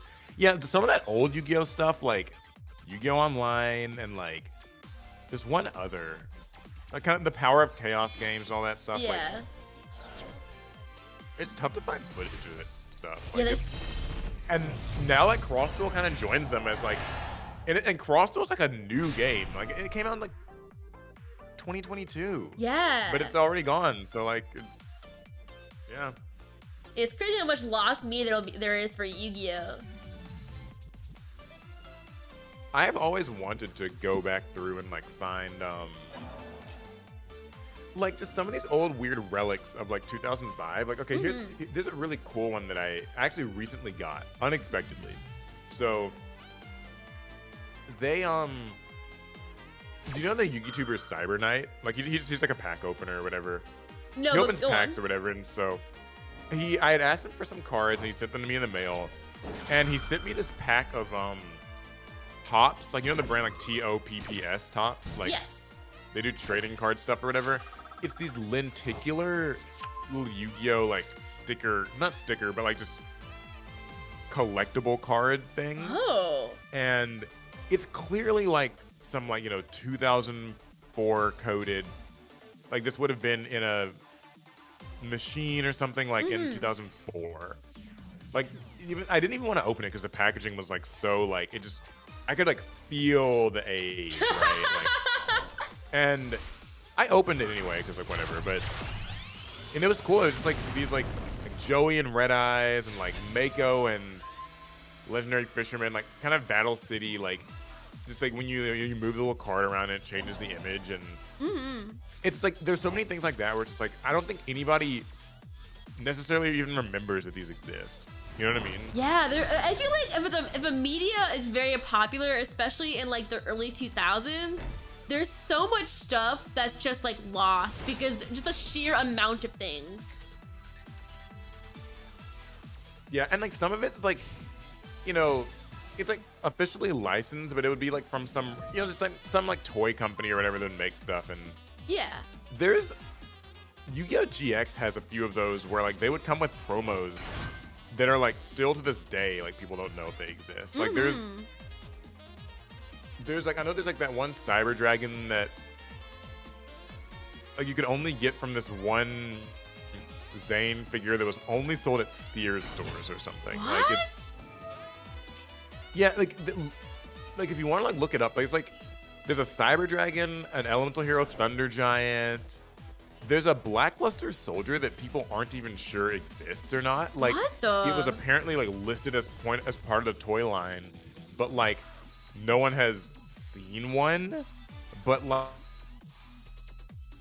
like there's like documentation of one. Like there's so much stuff like that. Like That's if the you worst. dig into it.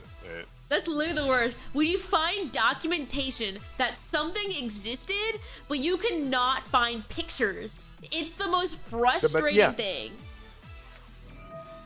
Iron or not? Yeah, someone in chat. Yeah, like the Mattel Cyber Dragon or whatever. Like it's, you know, there's like a Cyber Dragon, which that one's real, I think. But like there's others, and like people just don't know if they're real. Like yeah.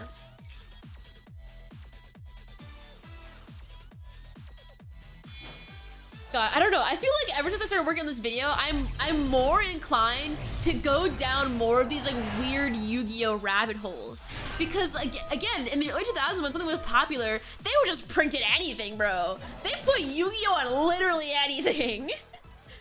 But a lot of it's just lost. So much stuff. Have you? There's a you see like the soap on a rope, right? What? Okay. Yeah, so they made like Yu-Gi-Oh like soap and deodorant, and like it's a real thing. Yes. This is from like 2004 or something, 2003, yeah. And it's like a real product, and it was like sold in stores, and it's called the Dirt Dueler, and we have made a skit on it. I think I know what you're talking about. Hold on. Yep, and it came with shampoo, soap, and deodorant. Yeah, oh, yep. I've seen it before. I've never heard it called soap on a rope before. That is what the packaging says. That's crazy. It's called soap on a rope. It's a little Millennium Puzzle shaped bar of soap. Oh my god. I think as a kid I might have gotten that as a gift. Really? I don't know if that's true, but like, I feel like I might have gotten that. Or maybe like I knew a friend who did. I don't know. But like, it's such an interesting like time capsule of like, this was like back in like Yu-Gi-Oh's like pop culture heyday, right? Like, where it's like you said, like they would just do all of this licensed stuff, and like, you might not ever know it exists, but it does. Yeah. Like God, I just want to go like. I was gonna go down a rabbit hole and just like learn more of this random Yu-Gi-Oh stuff. Like I'm sure for other properties it's even worse. Yeah, like Pokemon sounds like impossible because Pokemon's had so much Pokemon stuff. Oh my god. Like I wouldn't even want to try. Pokemon totally got like endless like amounts of like Pokemon or lost Evangelion, media. dude. Because like Evangelion. Are they? Because like isn't that Evangelion was like. New anime of that, right? They are. But the thing is though, is that they just gave out the license for Evangelion for anything. So there's just so much Evangelion stuff everywhere. Like, they made Evangelion like sanitary pads, Evangelion lobsters. They put Evangelion on literally anything. Wait, lobster? Wait, what? Lobsters? There's like a lobster figure that are designed on Evangelion. Let me look it up and I'll show you. Oh, I thought you meant like they somehow like made like real animal lobster. Like I thought that's what you meant. I was like, what? No. They're figures that are designed based on lobsters for Evangelion. I don't know, bro. Hold on, I'll send it to you. I'm gonna put it on screen too.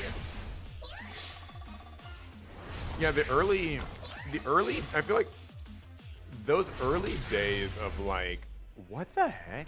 Yeah, Crayfish Evangelion production model. Wow. Hold on, let me show it on stream.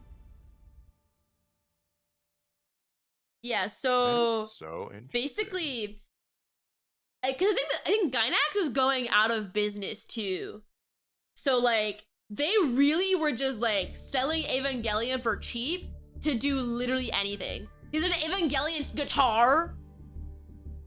So What the hell? I feel like the same rabbit hole that'd be hard for Pokemon would be hard for Evangelion, but for different reasons. I feel like I miss like that age of like obscure collab, like kind of just licensed apparel and other stuff. Like It's not the same now. it's not the same. I mean, for what it's worth, I know Yu-Gi-Oh has been like licensing out a lot more lately. Like there's just more random shit I see, and like I don't think any of it's bad. Like most of it looks cool, but like I don't know. Like sometimes I think like have you seen the I've seen like a lot of like shirts and stuff for Yu-Gi-Oh, but I saw they've started giving away the Millennium Ring at YCS's now. Like it's like a prize. That's crazy. That's cool. I think I don't know what it looks like in real life. Maybe it looks like shit, but like It's certainly seems interesting. cool to me. Oh, the Joey Air Maxes. I was so sad I missed on those. Those are so cool. Okay, It's actually tough as hell. Off about the Joey Air Maxes. Mm. They like real talk, like those were not even designed for like Yu-Gi-Oh fans. Those were like designed for like sneakerheads because it was like impossible to get. Like They're so hard. most Yu-Gi-Oh people I knew like didn't get them. Like it was just like a bunch of like people who had like bots and stuff, like Yeah, that are like actual on shoe collectors. the Nike. Yeah, it's like those types of people. Like Yu-Gi-Oh fans did not get the thing, and that was really sad. That was rough, but it was so cool. It was so cool though. I did get the Yu-Gi-Oh Adidas sneakers though. I do have the Blue Eyes ones. Those are the ones. I think I have a pair of those too, or I have the Dark Magician ones. Those are rad. Alex has the Blue Eyes ones. Yeah, there was so they made those, and then there was like a separate Adidas line that was like a separate Dark Magician thing, but like these were just like black, and they came with. God, I gotta see if I can find it. Hold up. MST Adidas is so Dark rough. No, that's so bad. Okay, here I found a picture of because these I feel like these came later. Welcome to membership, bestie. Okay, I just sent you a picture of it. Yeah, like. Oh, I didn't even see these. That's rad. Yeah, these came later. Alec got these, and he has like the Dark Magician and stuff. So, but this was like after the ones that I have were like white, and they kind of just had like a printed picture on the side of it. Yeah, I have the white ones. Yeah. Also, that's here's what the I've shoes for chat. These are tough as hell. So cool. Even the box is really nice. Yeah, they gave it a box. It has this little like golden chain thing, like kind of necklace thing on the side too. And one thing I think is so cool is the Dark Magician in that has the Adidas logo like kind of printed on it, and the Red Eyes Black Dragon that was only available in Japan. Because of course it was. Yeah, of course, for the Joey sneakers.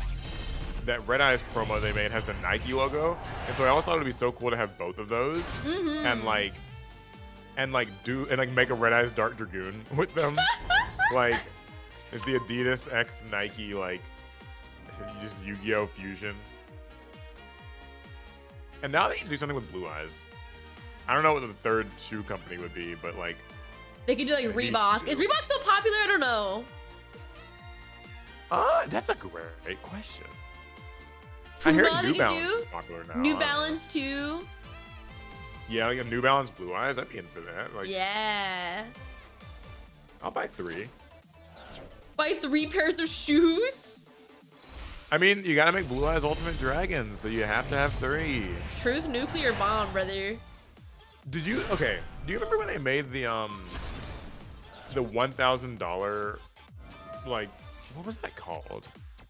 The Platinum Blue Eyes or whatever? What? Do you remember this?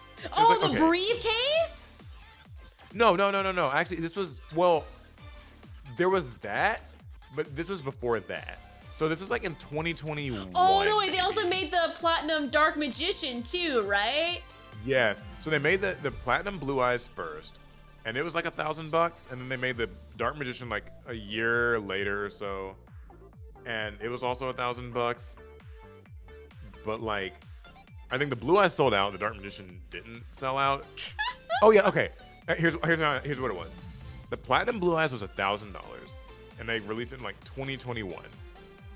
The Platinum Dark Magician was like afterwards, and it was like $1,300 because like adjusted for inflation, Insane. according to Konami or whatever.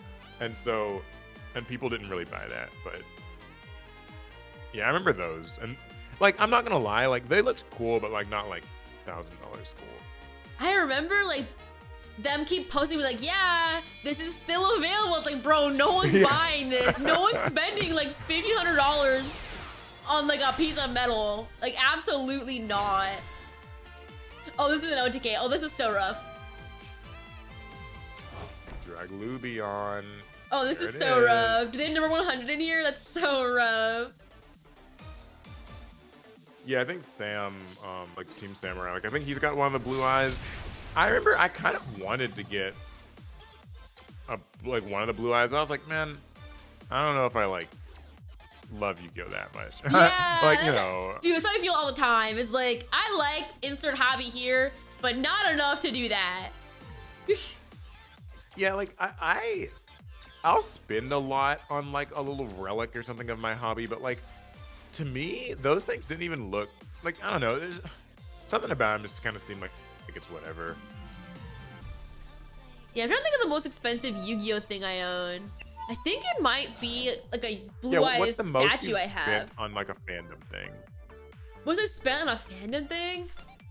Oh, that'd be hard. Well, wait, first, what Blue Eyes statue do you have? Like, do you know where it's from? I don't know, because technically I didn't buy that one. I got that as a gift from my company, but it's probably like $200-300, I think. It's pretty large. Is it the one that's got like, is it the one that's got like the base that has like a light switch on it or something? It doesn't have a light switch, but I know which one you're talking about, because Merryweather owns that one. No. That's like the first 4 figures. Yeah, okay. But it's so large that I have to put the Blue Eyes figure on the like top of the bookcase, not even on a shelf, because the wings are too wide. It's pretty big. Yeah, I have a big one, and like it's so hard to store it. Yeah, I feel like all Blue Eyes figures in general are just so hard to store because they're so large. I'm trying to think of the most expensive fandom thing I've But yeah, how bought. much is the most you've spent on like a fandom thing? Yeah. It's hard now to say because I get a lot of stuff from streaming. So a lot of the expensive things are just given to me. I have to actually think. Yeah. Let me just look at my bookcase. Hold on. What is? Delta wins. Oh, Delta won? Sheesh. I don't know. I'm always how do you say? I'm always very like cautious of spending lots of money on fandom things. I Why always would you limit say, like, myself. cautious? What do you mean? Like I don't let myself spend like an obscene amount of money on something. Okay. Yeah, I have a lot of the first four figures Yu-Gi-Oh stuff, but similar to you. So what happened with that? It was like I bought the first one. Mm. Like I bought one or two of them, and then the company like kind of reached out and they were like, "Oh, like we'll send you others if you just promote them." And Oh, so crazy. I don't know if it's like fair to really say that like I've like bought, because like I bought the which ones? I bought Blue Eyes and like Dark Magician, but they sent me Red Eyes and Dark Magician Girl. So there's that. Um I'm trying to think if there's something I've spent more on. Yeah, I'm trying to think. Okay, so I have bought giant cards. So I guess like that Really? counts, yeah. Like I have this giant, or I have an oversized Pot of Greed. It's like the medium giant card one. Mm-hmm. It's like the guy was selling it for like $1,000, but like I didn't pay that because like I traded him a bunch of like camera equipment and stuff, and then like a little bit of cash on top of that. So I don't know if that really counts as like spending $1,000 on it or whatever, but you know. I've been debating. Like I've done that. I've been debating getting one of those jumbo cards. Like I think a lab one exists, right? I think so. Ooh, yeah, you got your work cut out for you. I bet that's expensive. Probably. Now that said, because you're you, Yeah. you could probably like get in contact with the person and like figure something out. You know what I mean? Like, well, no, I mean like because like even with like the Pot of Greed, like the guy didn't want to trade it really, but he was like, well, like you do have like that podcast, like the Pot of Greed, like, you know, it's like very on brand. So he was like more willing to just, you know, figure something out. So like, you know, can happen. Yeah, I think lab would be the only one to be willing to like drop like hard money on. Like lab or maybe Blue Eyes, I think. Oh, don't But even start with Blue Eyes. Blue Eyes isn't even worth it though. You will be spending so much money. It was just like because Yeah. okay. So I've got one of the oversized Pot of Greed. It's like the 18 by 26 or 18 by 27 inch thing. But the actual like giant one, like when I tell you how much money these people wanted for this, It's crazy. like Even I was those like, okay, mats, dude, even the Winna mats, it's Yeah. not worth it. It's crazy. not. It costs so much money. it was like several $1,000s, and like, and the guy didn't really want to get rid of it, so like he kept like going up on the price and just going Like, up on what? the price. I was just like because I was like, okay, I want a giant Pot of Greed and make a really good prop, and like I'm willing to spend a lot on this because like it's an important thing for that reason. Yeah. I went into this thinking like, you know, maybe a few $1,000, like it's gonna hurt, but like maybe I can kind of rationalize that. Yeah. He's like, yeah, like I only have, he had two and he didn't really want to get, and maybe I don't know. He's like 5,000, and then he was like, actually maybe like, I started with like a few $1,000, and he just kept going up on like how much he wanted. What? And eventually it got to like 7,000 or 8,000. I was like, I can't buy this. Like, I mean, I was already like apprehensive about like 2,000 or 3,000 because I was like, that's just, you know, like it's kind of one of those like grit your teeth, buy it, and like never do something like this ever again type of thing. If it had been like $2,000, I could have maybe rationalized that. But he got up to like 9K, and I was like, nope, leave that to people like Sam or Rhyme Style, like people who like, you know, really do that sort of thing. But like, nope, not me. Yeah, I don't know. It's hard for me to just, I don't know. I've always been someone who's like a habitual saver and would never want to spend a lot of money on something. I'm too frugal. Yeah, I'm same. I'm It's super really frugal. hard. Like, it's hard for me to justify spending a lot of money on something unless I know I can make like money back from it. Like, I'll drop a lot of money on like VTuber stuff, but I know I will make that money back, so I'm okay doing it. But like, it's hard for me to be like, oh yeah, I just dropped like a few grand on a card. I'm like, no, absolutely not. Yeah, for me, like, I you know, like, I'll drop a lot on like camera equipment because I'm just like, well, these are like Yeah. literally like workhorse things. Like this will, you know, these cameras have made me so much content and like, you know, my livelihood or whatever. But like, I remember like, I think like people see YouTubers and streamers as like, you know, we have kind of this reputation of like crazy, like spending a bunch of money on stuff. Cause like somebody at a convention had the, you know, like how Hypeland does like those Yugioh, shirts and Yeah, stuff? yeah. Well, whenever they have their booths at conventions, they've got like these giant, like this life-size, like like Blue Eyes Toon Dragon, and That's like cool. yeah, and they're so cool. Well, somebody at one of those conventions was like, "Hey, do you want to buy this? Like, we're kind of like looking to get rid of it, right? Like, you know, we don't need it anymore." And like, and he was like asking me if I wanted to buy it, and I'm just like, no, like I'm not that type of YouTuber. Like, you know, I know YouTubers who are, right? Like you can talk to Team Sam or talk to, you know, but like, because I mean, he's crazy. He'll like, that's how Sam is. Like, he'll buy that type of thing. But like, I'm not like that obsessed. Yeah. So I'm sure Sam makes good money, but unfortunately, I'm a Yeah. brokey who works a job, so I cannot. yeah, I was gonna say like, yeah, like I can't like rationalize it.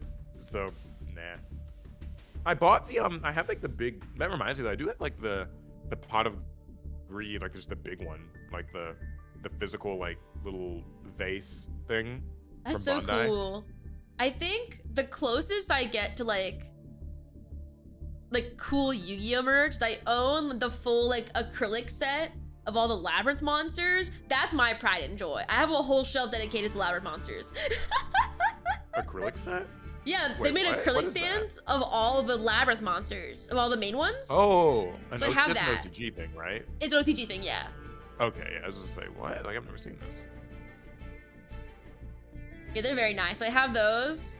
And I have a bunch of Blue Eyes figures, but it's hard. I don't know. I've always wanted to one day just be like, yeah, drop a bunch of money on one thing in particular. But Okay, I have you always, seen? Mm. Sorry, go ahead. but I always hold myself back. I just never do.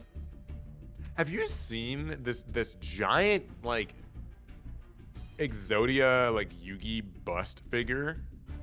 What? Hold up, wait. I'm gonna find this because like, like when I tell you like it's. God, hold up. Okay. No, eBay, stop. That's my keyboard not.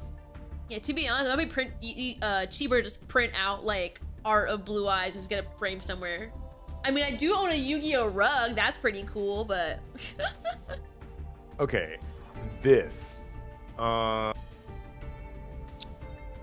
gonna. This is like. It's like $2,000, okay. but it is this like life size Oh, like that's 1-to-1 cool as fuck. Yugi figure. Yeah, and it's like it's from Zenkai Studio. I don't know like what that is, but like I it's don't know. like a thing. And also there's there is an Exodia one. What? Yeah, I'm going to send it to you here in a sec. Okay. Big welcome, Labyrinth, They've- is 7K euros for the giant card. Fucking killing myself. So that's the Exodia one. And Oh, on that's so and this cool. is like and like and then there's an Exodia Necros one. And like this I think it's like officially licensed. The Exodia Necros one looks so cool because like they're like these are huge. Like this thing, they say it's like 24 inches. Like, I almost like I'd love to have it, but I don't even know where I'd put it. Yeah, that's the biggest problem with a lot of these things. Like, where do I put it at? Like, I don't know if I've ever mentioned that on stream before, but I don't know if your locals does this, but sometimes card games will send them like cardboard cutouts of like the characters from the card game or the anime. Oh right, yeah, I've seen that. And my locals had one for Cardfight Vanguard. They had the main character of the current anime, and they had a cardboard cutout. And for some reason, everybody locals hates this guy, and they're planning to like beat up the cardboard cutout and destroy it. And I felt so bad that I took him home. So for a long time, I had this cardboard cutout of Akina from Cardfight Vanguard just in my apartment. And for a long time, I was like, what the fuck do I do with this? It's so big. So I've sometimes wanted to have like the cardboard cutouts. I just never know where I would put them. Yeah. But I do have a like a Yugioh like rug. That's like, cool. Yeah, and it's a little annoying because like I don't actually want to put him on the floor because it'll just get dirty and stepped on. So it's like I don't actually know what I'm supposed to like do with it. That's so real. I have a Yu-Gi-Oh rug also, but do you know, it's like, do you remember the slab from Duel Monsters where it's supposed to be like Yugi and Kaiba, and they're showing the 3 Egyptian god cards? Yeah. Actually, better yet, I'll take a picture of my rug. Give me 1 second. Yeah. I was gonna say like maybe I know.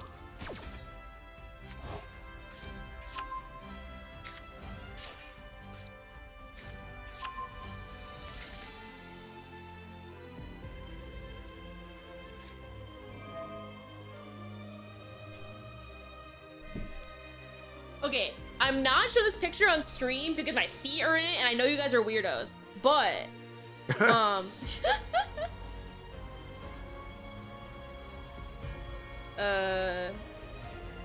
was just funny. once it loads. Yeah, so that's the rug I have. So it's like, it's from the anime, but it's like the scene. Wait, okay, where did you get this? So where was this? They had a pop-up store in Singapore, and Miwa bought it for me. But yeah, I guess to give chat the visual of which one I'm exactly talking about. If you remember when Ishizu and Yugi were in the what's it called? The museum, right? They're in the museum, right? And she's like, Yugi, this is your destiny. You have like, you're an ancient pharaoh. And he's like, what the fuck? And it's the slab where it's like ancient Egyptian times, Yugi and Kaiba, they're over the fire, and then on top of them is like Dark Magician and Blue Eyes, and on top of them is the 3 Egyptian god cards. I have that slab as a rug. That's cool. Like, it's really nice. That is so cool. I wish I had this because like I have like a Yugi one, and it's just like a stock image of him from like just Duelist Kingdom. His little Yugi. It's kind of like dopey looking. And then I have or had, I don't know if I gave. Actually, wait, I think it cropped it when it sent like to you, so I'll show it on again. stream. Yeah, for those curious, this is my rug.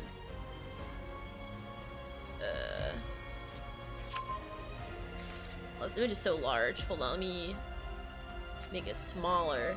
Curse iPhones and having really large image sizes and being very high def. Good problem to have. There we go. Yeah, so that's the rug I have. So it's the slab from when they went to the museum. It's really cool, but like it's not a normal material of a rug. It's almost like a blanket. It's really weird. Oh, okay. Yeah, but again, if anything, I think my cat spends more time on it than I do. Yeah, like I would like to have something like this. I have some of the those, what do they call them? Like the Highland, the tapestries. Like those like kind of tapestry cloth quilt things. Like those are nice. They're cool and they're pretty nice, but like I kind of don't know how to display them. Like I'm one of those people who like I want to display my stuff like where I can, but I don't actually know like the best way to display a tapestry because like That's real. I don't want to like nail it into the wall like because I feel like it's just gonna like cause the threads to you know fall apart or whatever. So like I don't really know what you're supposed to do. But I can't either. use like adhesive because it's like It won't really stick. yeah, that won't really work. So it's like I don't know. Yeah, I don't know what to do because they look really cool and like I would like to have them on the walls and stuff. Like I feel like I can make videos look really cool or whatever. But like because they're big, but it's like I don't know how you put up adhesive or how you put up a tapestry. I have a Kaiba one, a Yugi one, and I think I have the My Valentine one too. That's so cool. So like, but they're just in my closet because I just can't do anything with them. Dude, I was so tempted by the Hypeland like rug, but it's the back of the Yu-Gi-Oh card rug. I was so tempted because I saw it when I went to the Hypeland store in LA, right? The only reason why I did not buy the rug, besides it being like $300, was the fact that I didn't bring a suitcase. I had a small duffel bag with me, so I can't really fit a rug in there and bring it home. My thing that whenever I'm out of town, I actually just find the UPS and just ship it to myself. Really? I've only done that a couple times, but like sometimes like anytime I've been like New York or like somewhere like or LA where there's like just a lot of like pop-ups and like anime stores and like stuff like that, but like I'm just traveling light for like, you know, I don't have like a checked bag or anything like that. I just ship it to myself.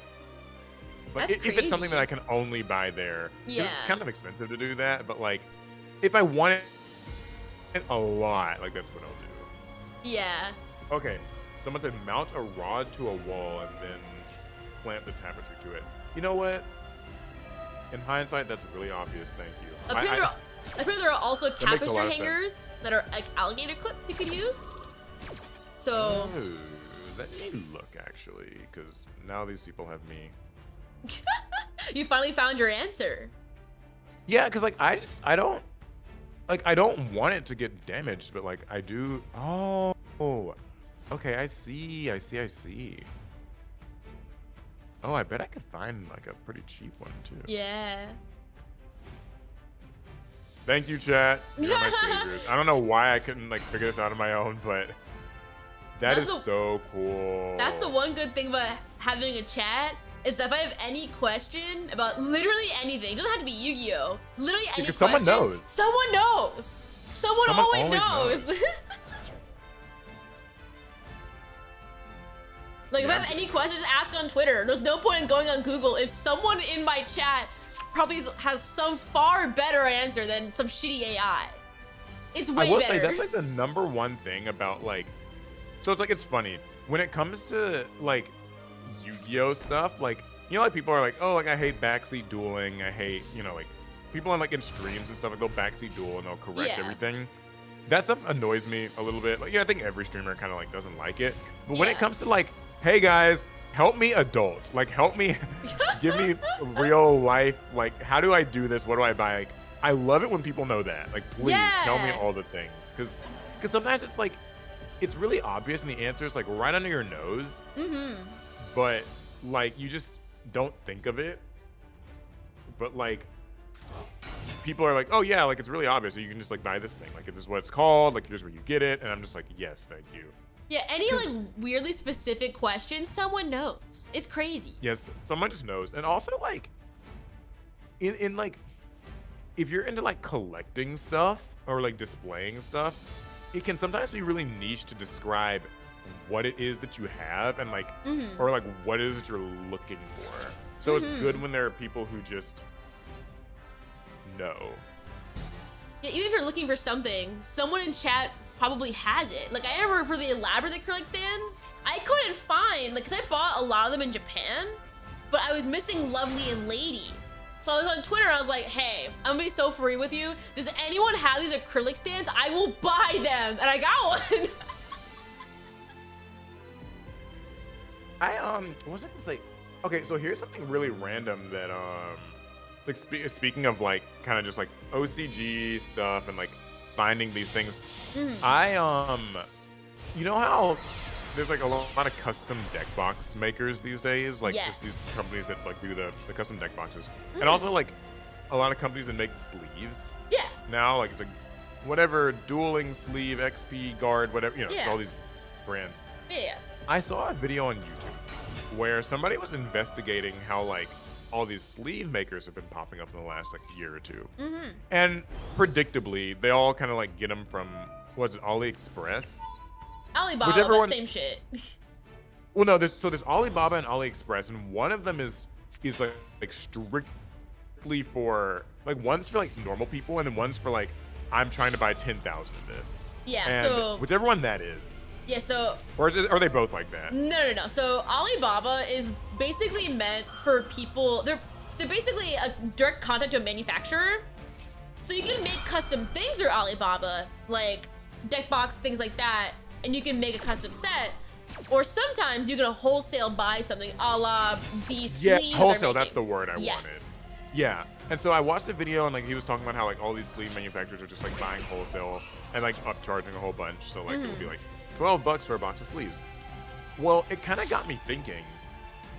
If you're like a player, and card games are your life, and you kind of hate like spending a bajillion dollars on sleeves every other month, how would it be practical almost to just bulk buy sleeves, especially if you're not discerning or anything, like you don't really care about a certain like you just a bunch of white sleeves, right? Yeah.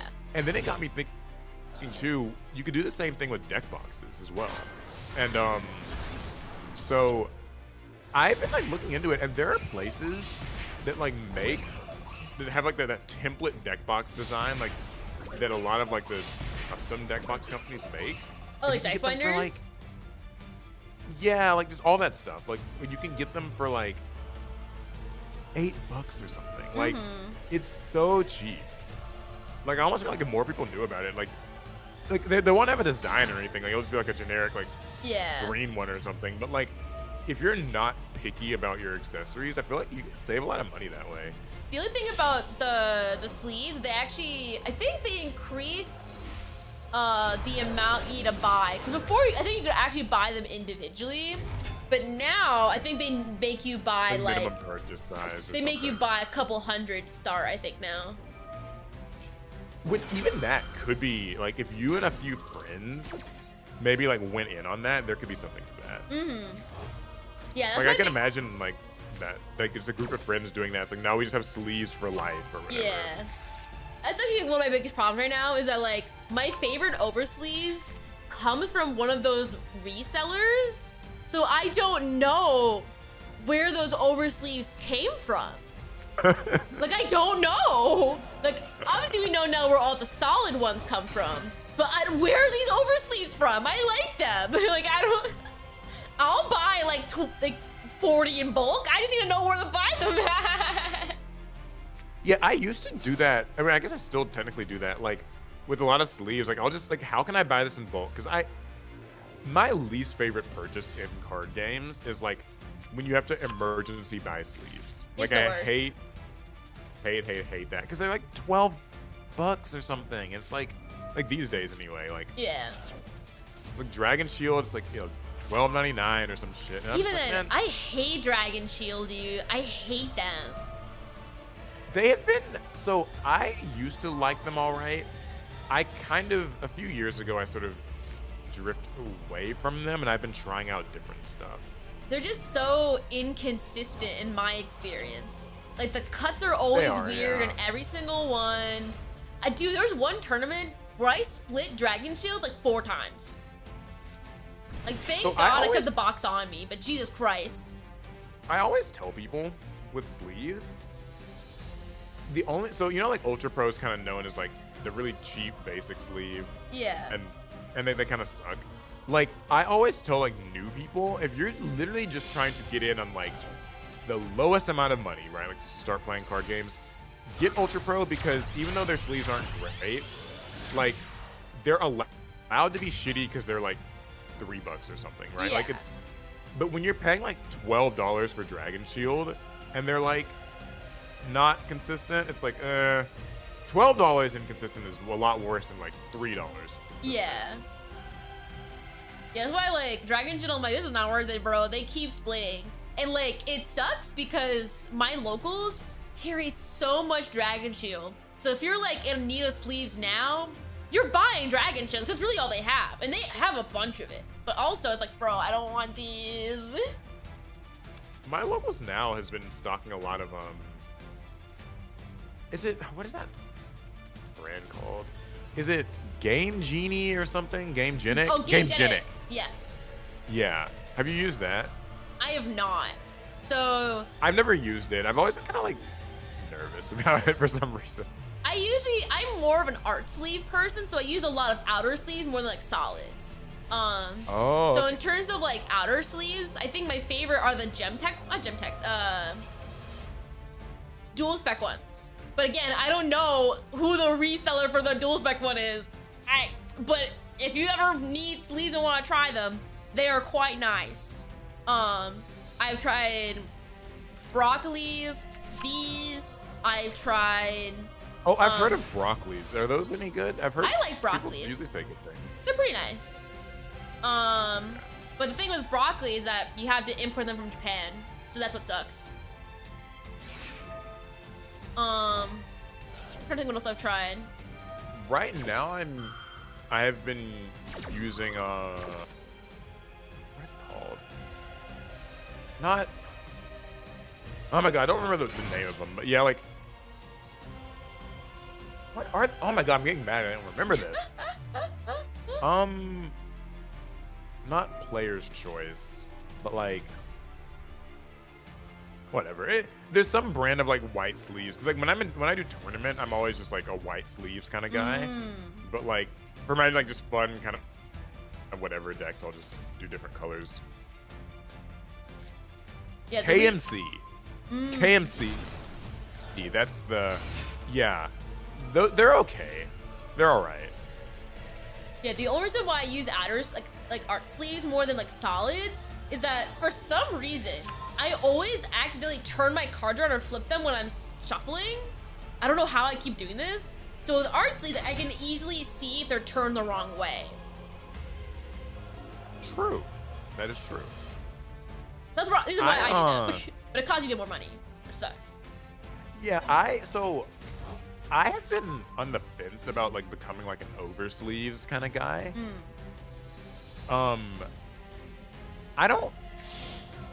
I feel like oversleeving takes a long time. Like that's fair. I'm very impatient about sleeving this stuff, and like I know that like, well, who cares, Paul? Like just you do it, like you sit down and just do it, right? Like it's not that bad. Yeah. But the weird thing about oversleeves is and correct me if I'm wrong, isn't it that like you're supposed to you put the card upside down in like the first sleeve, and then you do it like right side up in the over. Is that how that works? Basically. Depends how you want to do it, but yeah. So the reason I don't like that is because I have this weird thing with the card being right side up, but the sleeve opening not being really? Like, am I saying that right? I don't even know if I'm saying that right. No, I get what you mean. I get what you mean. I know because my locals friends make fun of me all the time because I do it upside down to seal the sleeve. But they're like, why are you doing that? It's wrong. And I'm like, but it protects the card. I'm like, no, but you're doing it wrong. And they get so mad. It's very funny. Oh, thanks for subscribing. Well, wait. So what is the right? Like, I don't know. What's the right way? I don't even know. Because I always thought you were supposed to seal the sleeve, like. Yeah, I do that, too. Like it doesn't get, like it's actually protected from things. Because if it's just like double oversleeve, like if it's just like regular sleeve oversleeve, I was like, I don't really, right? Like. Yeah, I guess to explain to chat, how I sleeve my sleeves is the inner art sleeve, the opening is on the bottom, and then the outer sleeve opening is on the top. So it seals it. But like, that's not the normal way you sleeve sleeves in general.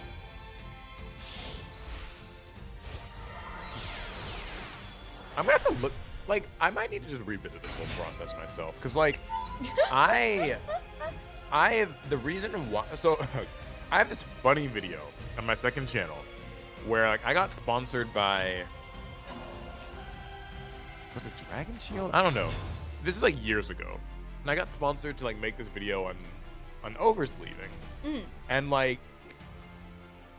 I did it the way that it sounds like most people at your locals are doing it. Yeah. And because I didn't know at the time, so I did it that way. And like, people like fucking chewed me out in the comments. They're like, you like fucking dumbass, like that's not how you do this, like idiot, like, you know, like they were like saying these horrible things. And like, the sad part is it got a lot of views for some reason. Like, you rage baited them. Like, that video has like 100,000 views on just like here's how you oversleeve cards or whatever. And like, people were like, Paul, you're such a dumbass. But like, now you're telling me that like there are people at your locals who I guess do sleeve that way. Like, I don't know. I don't know.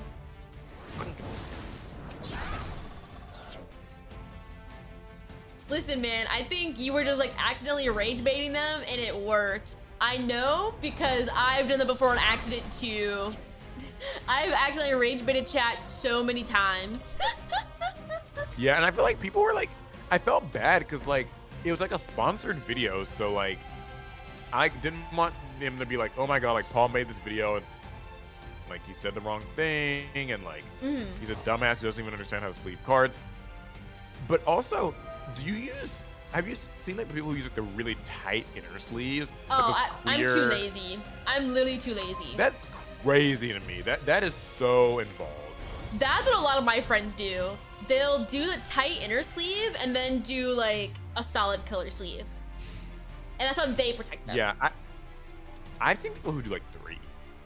That's insane. Like, so it's like tight inner sleeve, then like regular sleeve, then over sleeve. And I'm just like, how can you sleeve this deck? Like, what the hell? That would take forever. Especially like, if it's like Magic Commander deck or something. Fuck that. Well, with Commander, I get it because those decks are usually so expensive. Fair, but like 3 sleeves for a It's very annoying, but if you're dropping like 5K on a deck, I think you want to protect it a little bit.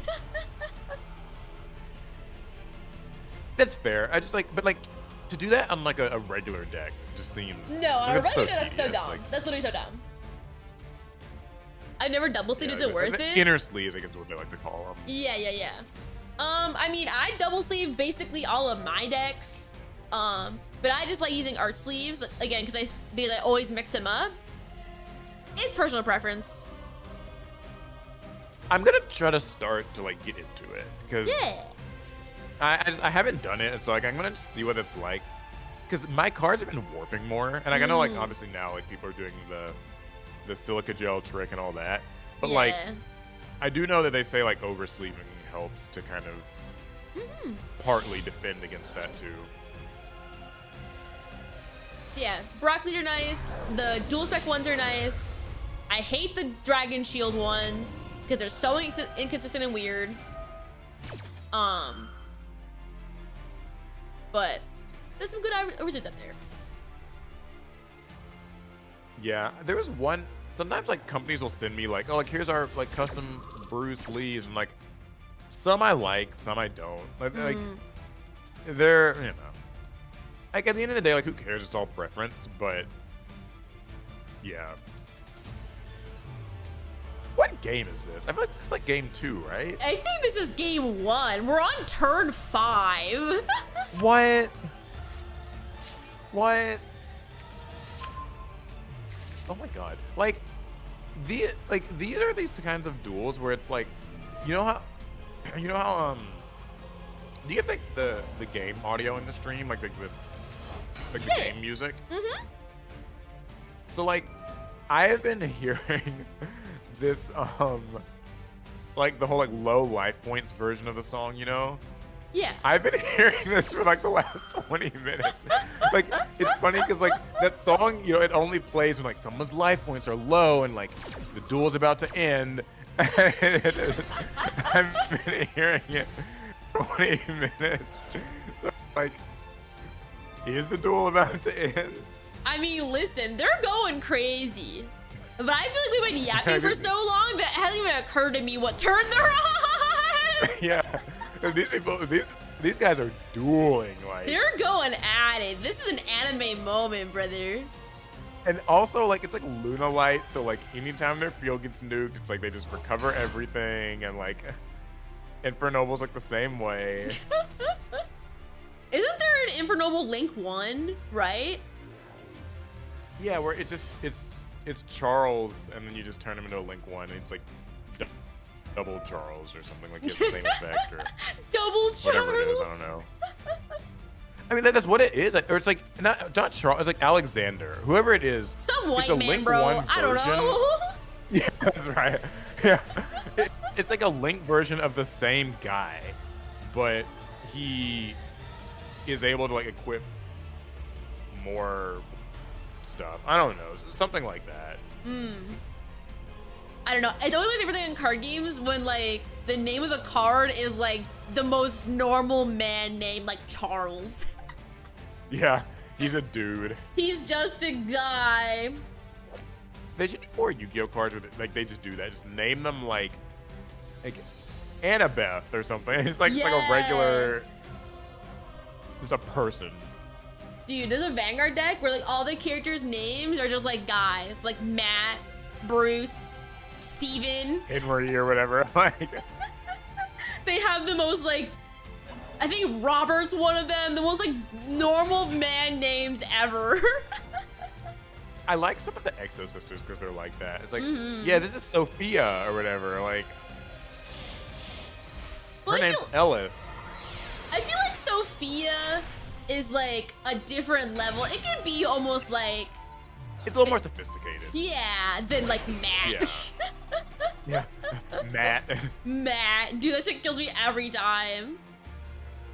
I summon like Paul. Like that's just his name. He's a dude. He's just you a know. dude. It's so funny. It gets me every time. I think they should actually make an archetype of monsters that are just like Dudes. people. Like, it's just a guy. Like he's a salary man. He's a salary you know, man. Like this lady is just like she's a teacher. Like not any specific kind of teacher. She's just like she just works. Oh my This guy, god. like, I don't he's know. here. I don't know why I just thought of it, but imagine a Yu-Gi-Oh deck where like all of the main deck monsters are like normal people as children, and then like the extra deck versions of them are them as adults with like jobs. Something about that sounds like weirdly like dark. Like No, it could be like they're little kids Timmy. when they have like wonder in their eyes. Yeah, it could be like little Timmy's all bright and happy, and then like you go into extra deck, he's a salary man. He's depressed, drinking every day after work. Yeah. Or the fusion monster that make a little family. Yeah, like they fuse and now like they're married. Yeah. Maybe there's like the vague implication that there's a divorce incoming, but you know we don't get into that.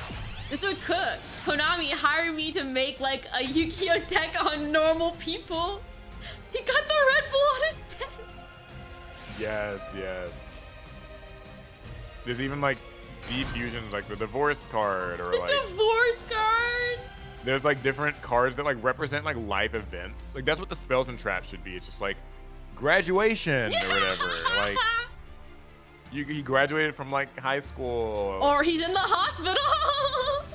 Like he had to go to the emergency room and like his healthcare doesn't cover it because he lives in America. It's like just random Or he's stuff, paying like, taxes. yes, like you pay taxes, you have to like pay life points and make your opponent do something. Yeah, the game of life, but a Yu-Gi-Oh deck would go crazy. Yes. Konami, Yes. I'm letting you steal this idea. This is awesome. I think you should do this. They're just people. There's like even depressive episodes, breakups. You My know, it's like sad stuff. breakups. You know, like he's like, you know, depressed right now, or like, you know, these two were dating and now like they broke up, so one of them goes to the GY. Who's the GY? This is crazy. That's how it happens. Like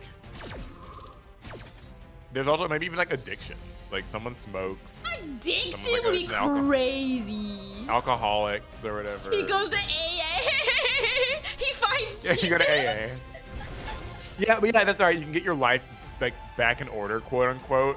Like, oh, she's she's back in church again. You know, she's going to church again, or like, you know, he's in the gym now. He's trying to like, you know, he got broken up with, but now he's a Sigma male and like he's in the gym or whatever. The breakup is a quick play that ends the battle phase. Yeah. Stop. Low key, there's something there. We're spinning. This is guess. Like, there's something there. Like it's, and maybe like the end of the deck is just like death. Like that's like kind of like a win con or whatever. Yeah. Like, you die, like your life's over. Or you like mills, and depending what life events you mill, you get effects. Yes. Yes. That would be fun. We're cooking. Will this deck be good? No. Would it be funny? Yeah, it'd be very yes. inconsistent. I mean, I do feel like there should be coin and dice effects thrown in a little bit, just to kind of represent like the chaotic nature of life, where it's like, okay, like here's like, what job will you find at the job fair? Like, what are you gonna, what's gonna happen with like your taxes this year or something like. Like it could be designed to be a 60 card pile. This would be so funny. And everybody's names are like ordinary ass names. Yeah, like Richard. Yeah, you're Richard. Charles. You're Clifford. Clifford. Anthony. Whatever. Samantha. Yeah. I summoned Rachel, and like she just. Rachel. Yeah, Erica went to the GY after she broke up with like Brandon, you know. Bro, grass is greener would be too green for that deck. That's what I'm saying. You would play grass and it'd be a 60 card pile. You play grass and just mill a bunch of life experiences out and go crazy. Yep, and that's what they do, and like they banish from grave, and like it makes the life thing happen. Oh, you got fired from your job. Shit, that sucks. Like. Now you have to like pay life points you can't afford to. You don't have a job or whatever, you know. You're so funny. And the main monster's got to be like John Smith. John Smith, like John Yugioh. John Smith, Jane Doe, or whatever. Dude, this deck would rock. I know one of you guys, for a fact, are one of the people who loves to make custom Yu-Gi-Oh cards. Please, someone make this. Someone more creative than me should make this. I need this to exist. Who won the first game? I think Ryu did. Okay, let's go Ryu. Woo!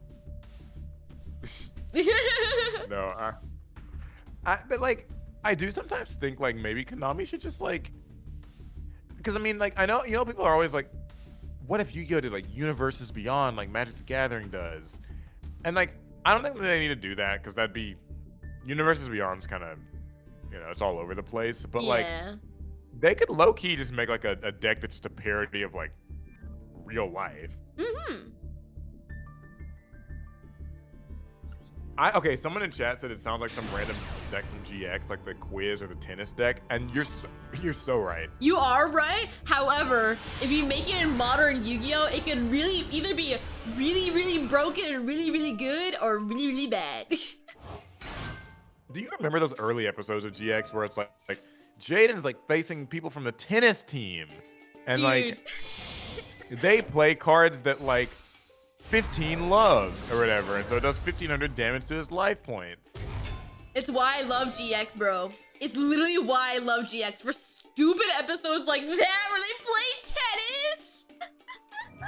Yeah, or the guy who ran away from Duel Academy to live in the woods. So he was like, because he wanted people to draw better, so he would like practice drawing cards in the waterfall.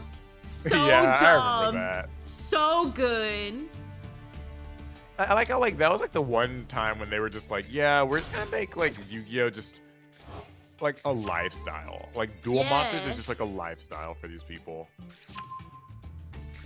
The fight a monkey, yeah, because Kaiba trained a monkey to play Yu-Gi-Oh so he can beat Joey and left it underground. It's so dumb.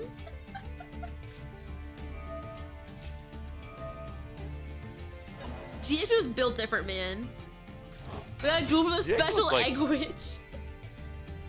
Okay. I think that like the Egg Witch, because I know they just released the Egg Witch as like a real card. Did they really? I think, yeah, it came. I think it came out in this last Maze of Muertos. It's like a card. Boss monster, Florida man. Wow, that's funny. He's just like he's a guy he fights with alligators or whatever in his backyard. It's called Sandwich. That's so funny. Oh, they renamed it. It's called Sandwich Day. Man. Interesting. I thought it was like, I thought they called it Drawbread, but I think that's what it was in Japan. It might be.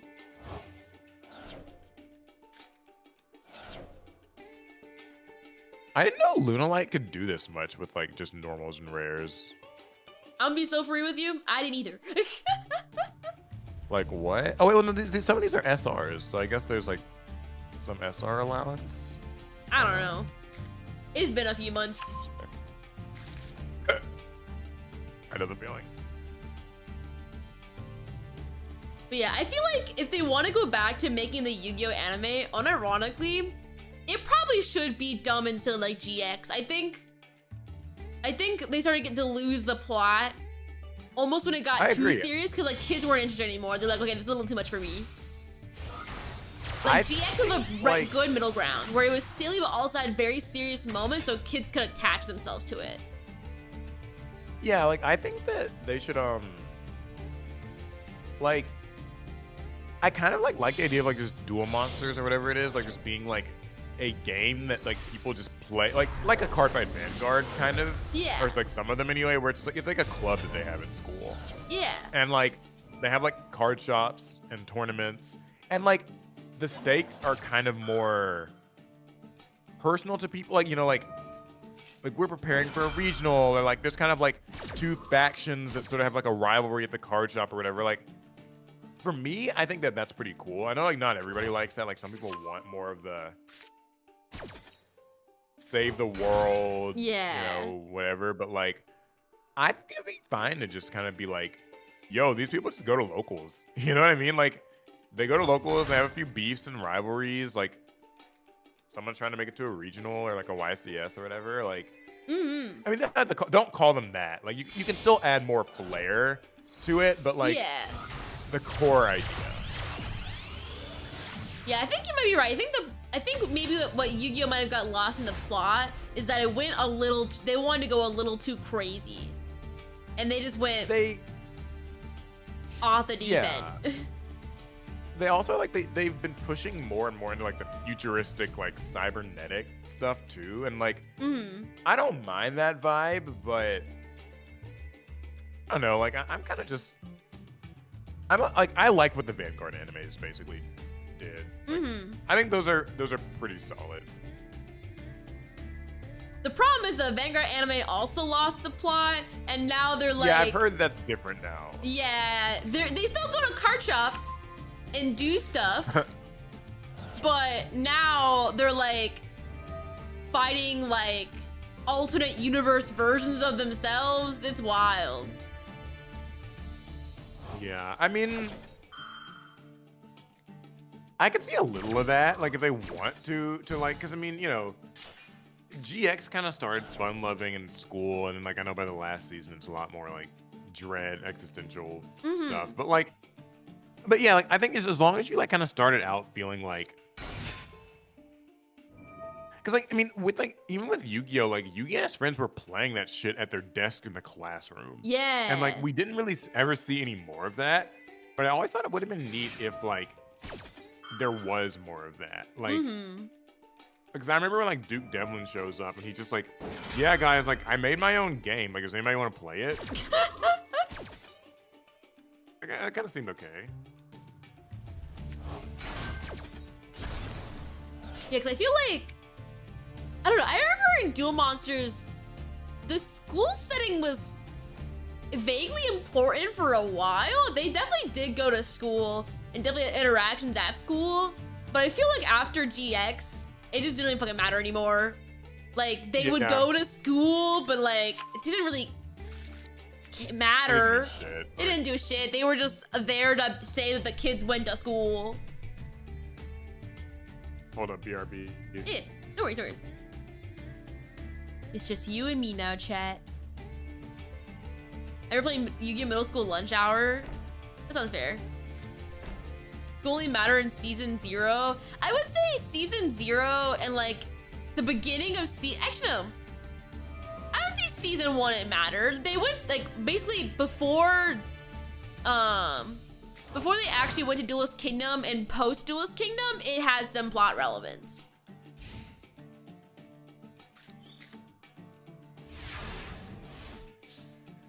And they came Cardi and the Motor Guys. To be fair, once they got to 5Ds, they weren't really like children anymore.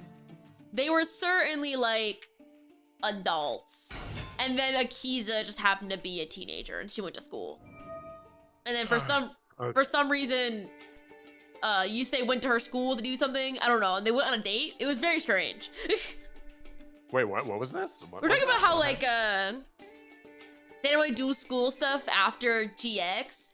The closest you got like during 5Ds was the one time that Akiza went to school and like Yusei went to I did not know she was to school. Yeah, she does go to school. Not very often, but she does. And like Yusei goes to her school and they go rollerblading after that. I think they go on a date.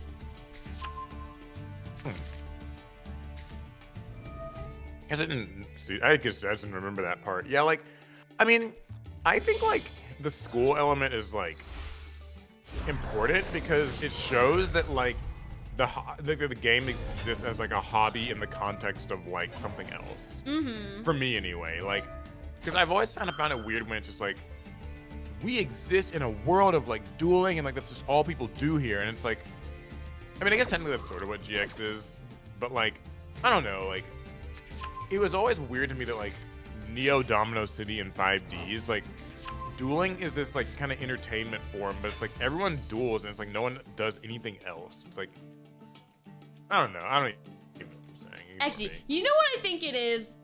I feel like there wasn't enough moments for the characters to just be kids and to have like a time to themselves to be like dinky children. That's what it is, ultimately, yeah. Yeah, because I feel like once they left and went to 5Ds, the world's at stake like immediately. They're fighting like systematic oppression from the like frame 1. Yeah, and I think like, oh my god, this Batlin Boxer Veil. It's crazy, dude. It's the same with like, even in what? I can't, oh my god, my brain. In Zexal, frame 1, we're already at, Yuma is with, why can't I think of the little guy's name that the alien that he's attached to? Yeah, frame 1, they're already there. Astral. Yeah, Astral. They're already frame 1, they're already there, they're going. They're doing stuff. Tracking down the numbers of monsters, let's go, let's go. And same with like Arc 5, right? Frame 1, we already have like the, what's it called? The dimensions already announced, already there, they're going. But there was a lot more downtime in GX and Duel Monsters. So we had more time to see them like be silly kids and enjoy the card game as a game. Yeah, I agree. And like, I don't know, I guess these days it's like, if there was a new anime, what age group do you make it for? Because like, maybe you don't want to do like school if it's like, if you're just trying to like hit millennials or whatever. So like, because like there's just a bunch of 30-year-olds watching. Like, I don't know. I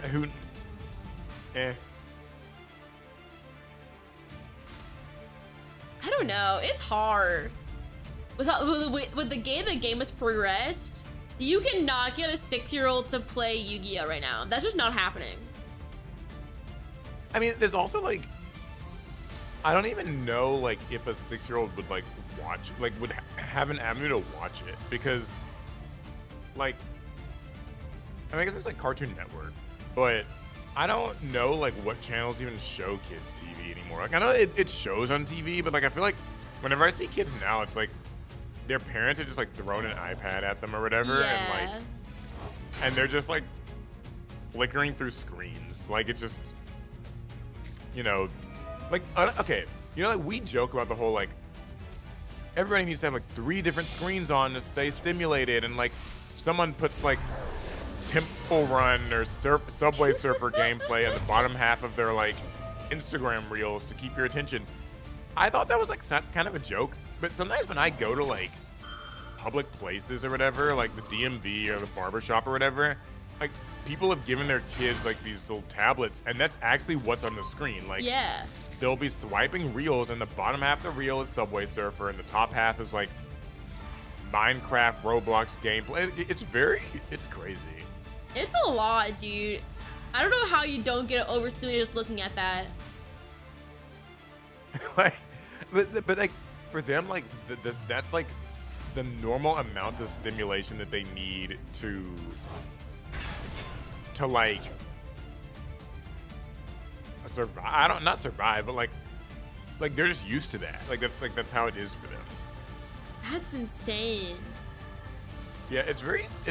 Like, I don't know. I can't have like that many screens and like just like anime on this screen, TikTok on this screen, YouTube on this one, and like then the game I'm playing on my phone, or it's like, you know.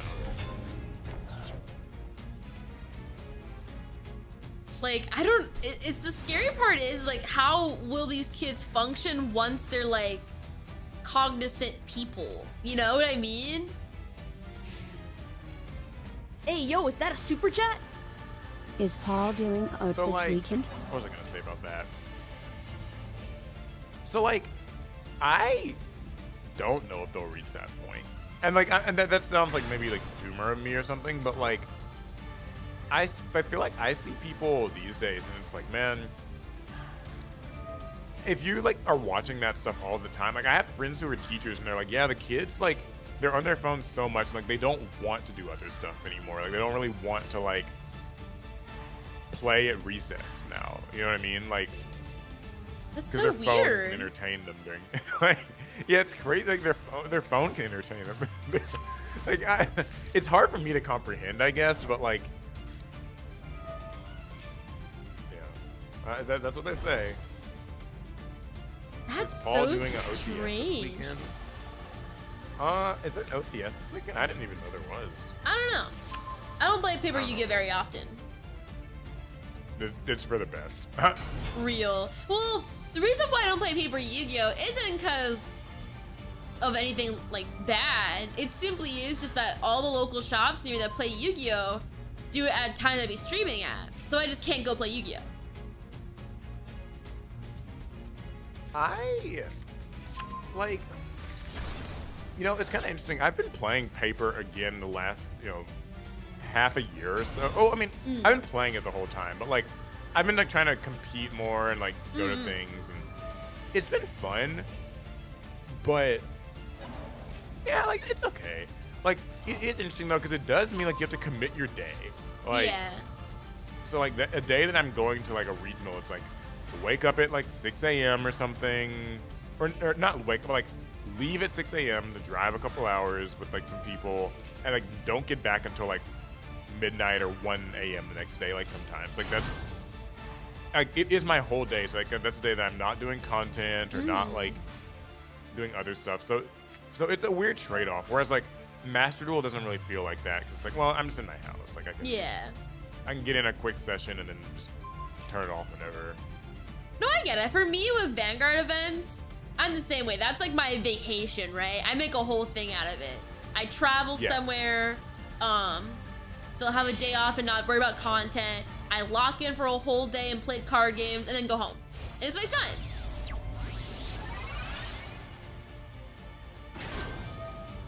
I'm trying to see what this person's talking about with this OTS championships thing, like, is happening. I mean, I guess it doesn't matter if it is. I can't go, but Real. oh, they are. There are OTS things this weekend. Okay. I did not know. Huh? But yeah, I've actually been building a new Yu-Gi-Oh deck, so I'm very excited.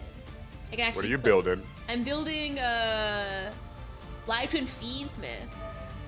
The deck's so fun. Oh, yeah, that's a good one. It's so fun.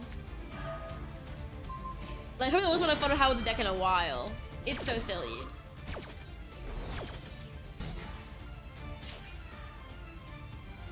This matchup, like this Infernoble thing versus this Lunalight thing. Every time, like, it's the same as last game where like I'm hearing the whole like, this is like the life points are low, duel's about to end music, and like. Not gonna lie, like, the fact that it's gone longer than 2 turns is insane. We're still here. That's crazy. It's funny too, because like sometimes these duels will be like the people aren't even like stalling. It's just like it's just a grindy duel. It's only turn 4 though. In other card games, like by this time that would have been like 10 turns. But Yu-Gi-Oh turns can be like they can go. Well, yeah, I think the difference between Yu-Gi-Oh and other card games is that because Yu-Gi-Oh has so much interaction, what would normally be like a bunch of turns in another card game is just 2 in Yu-Gi-Oh because you're just doing so much in between those times. Yeah. Lunalight Cat Dancer is back. There she is, our favorite She furry. is here. She has showed up to Oh no! dance. Actually, is Liger Dancer everyone's favorite furry? I don't know. I don't know the Lunalights like that. I guess Liger Dancer is like the new one that people hate. So I guess that makes her the favorite furry, like in a broad sense. Do you think Liger Dancer would be allowed to the sleepover? I would say so. No, she would destroy everything. She would send a Lunalight fusion from the extract to the graveyard and destroy everyone. He Like hates I don't know if furries. she can be trusted. You heard it here first, chat. He hates furries. Well, I mean, she would like. I think she'd be dangerous. I don't know if I would want like if I had a daughter and I was like, you know, here you can go to the sleepover, but then they were like, oh, Lunalight Liger Dancer is gonna be there. I'd be like, you know what? Never mind. That's crazy. Go, actually, Lunalight Liger Dancer? Never mind. Yeah, I mean, like she just low-key feels maybe a little bit dangerous. Oh my god. And also she can attack twice, so like there's that. And she's like unaffected by things, so like even if everybody at the sleepover was like calm down, girl, like it's okay, you know, he just broke up with you, it's fine. But like she wouldn't calm down because like no one could like they couldn't like calm her down because she's not affected by things, you know? So like imagine that though, right? Like she's on a rampage and someone's like trying to do something to like make her relax. It's like she won't listen. Listen, I trust Liger Dancer to be normal. I trust the girlies. I trust some of the Lunalights. I think like the main deck girls they'd be invited to the sleepover, I think. I just think like some of those extra deck ones, they seem a little like dangerous. I don't know. Imagine anyone listening to this conversation and not having the context of literally any of the other streams. Yeah, that's true. They're like, what the hell are they Like, talking what do you about? mean a slumber party? A slumber party with like Yu-Gi-Oh monsters? Who's the other? Okay, we never are IP and SP invited. I would say so. They're pretty girly pop. They think cool. Although, isn't like SP like a cop? Like, is that her thing? Because she's like one of the S Force. Yeah, SP was a cop, but then left to go hang out with IP Masquerena. Oh, okay, so they're friends now. Yeah, they're besties. Oh, okay, they're fine then. I was gonna say like I don't know if like how I feel about like an S Force sort of being at the slumber party. Like maybe they're like a spy or something. Yeah, but SP Little Knight left the S Force. Now she's besties with IP Masquerena, and they go commit girl crimes. And she has like the cool little skateboard thing. So. Yeah, no, they have the little like the little car. Did you see like what's the car? Yeah. WP, the little car. Yeah. And also like IP has like her the meow ball or whatever. Like yeah. Like her little weapon / tool thing. Yeah, they'd be invited, I would think. I think that they would be good guests at the slumber party. They wouldn't They wouldn't be problematic. No. They can be trusted. The question is, though, is Izuna from K9 allowed? Because she do be a cop. No, I don't want. Yeah, let's not have her. I feel like she'd be like a fucking buzzkill. Like, because she might try to be like, you know what I mean? Like, she'd be like, y'all are like activating too many effects. Like, I'm gonna have to come stop that. Like, we're not gonna allow that. I'm gonna have to send Lupin to grave and summon him out and do an Xe summon. We don't have to do all this work. Yeah, she I feel like that's the thing. She'd try to like ruin the fun too much. Like, it's like I don't mind Izuna on her own, but it's like she just, you know, a cop is a cop, and like, you know, like what can you do? Like, the girls at the slumber party are probably trying to have fun, and she's just like, no fun allowed. Like, why are you activating these effects in your hand?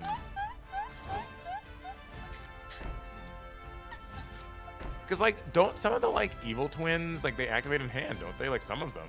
One of them does. The evil twins? Right?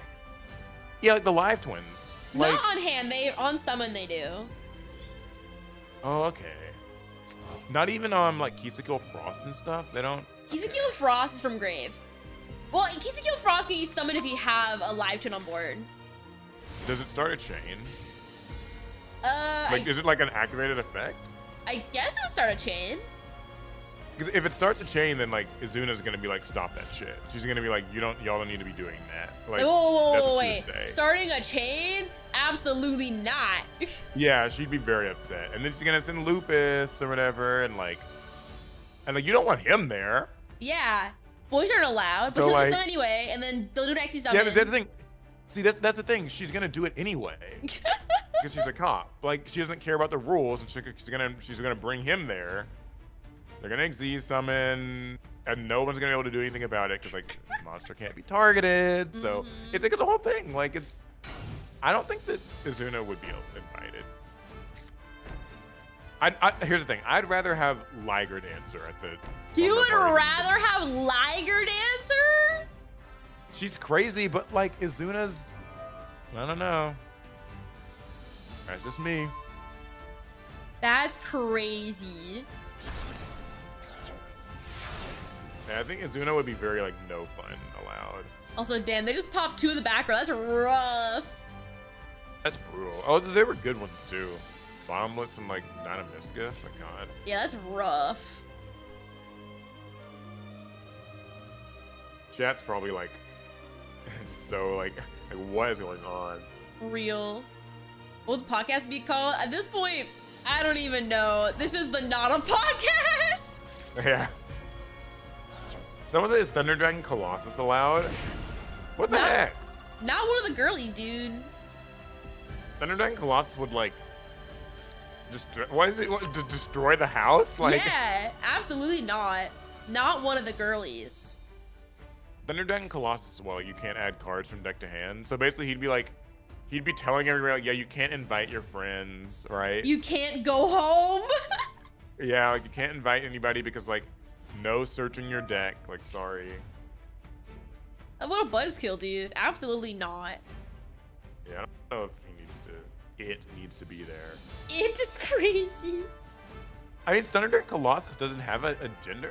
Maybe. I guess. You can't order pizza. It'd be so sad. That's true. Yeah, he'd be like, you can't order pizza. Well, y'all you mentioned can't search. Well, y'all mentioning Subway Surfers on the side of the screen. The duel in the background is the Subway Surfers. Oh my god. I mean, kinda. But I think there would have to be a third thing to make it be like the Subway Surfers analogy. That's true.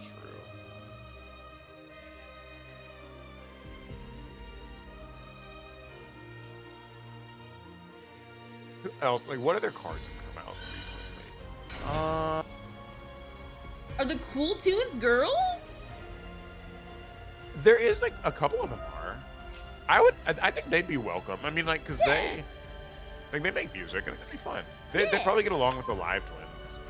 Yeah, that and the what's it called? The new one for Vanquish Soul. Holly Holly Sue? Sue. Yeah. You read my mind. Yes, Holly Sue. I think she could be allowed, although like she doesn't seem like she gets along well with people. She seems like she's like maybe a little like aggressive. Who knows though? Because like, what if she tries to summon Rosin out of the deck? Like, would that really be okay? Like, are we okay with that? Like, I don't think she would. I think she's very girly pop. Also, oh my god. The wake up cards, oh, they are so cute. I love them. Yeah, the wake ups are fun. They're so cute. What about the Radiant Typhoon? I have not actually looked at any of the art of them, like, very closely. I use the deck, but I haven't. I know, like, Varun is just like a tornado girl. Are Like, there it's basically, girls? like, what she is. Yeah, like, because Varun is a girl, and like she's just like this sort of tornado being or something. I'd have to look at it again. I was gonna say the only one I've seen from the Radiant Typhoon stuff is the bird. Which one's the bird? Oh, the phoenix. Okay, Yeah. Someone said Holly Sue could settle summon Mad Love. Yeah, I guess that's Ooh. okay. Yeah. She's Mad pretty- Love would definitely be invited. I Yeah. think Mad Love seems fun. Oh, she's so bestie. I mean, she's like a Blaze Blue, like Guilty Gear type character. Yeah. Wait. Oh my god. I thought for a second Astolfo was a girl. And I'm like, oh my god. A second Wait, cross-dresser it's not a is. girl? I don't think Astolfo's a girl in this. Maybe you're right. Yeah. Somebody said wake up would suck. They'd want everybody to go to bed early so they can be up early. You know what? That's true. The wake ups might not. They'd be like, okay, guys, like, it's 8 p.m. Like, go to bed. They could hang out with what's it called? The Exorcisters. Wait, the what? The Oh, the Exorcisters. Exorcisters? Yeah. I'm sure they want to go to bed early to pray and shit. That's true. Who else is the one that prays Low? Low. Seems like she would definitely, yeah. Yeah. She'd like pray all the time. I don't even know if her mom would like let her come to something like this. I think she would sneak out to go to the slumber party, but then cry for a solid like 45 minutes. Yeah, like she feels ashamed. Ooh, Flammable counter. Holy Ouch. shit. I think that's it. It's in this game.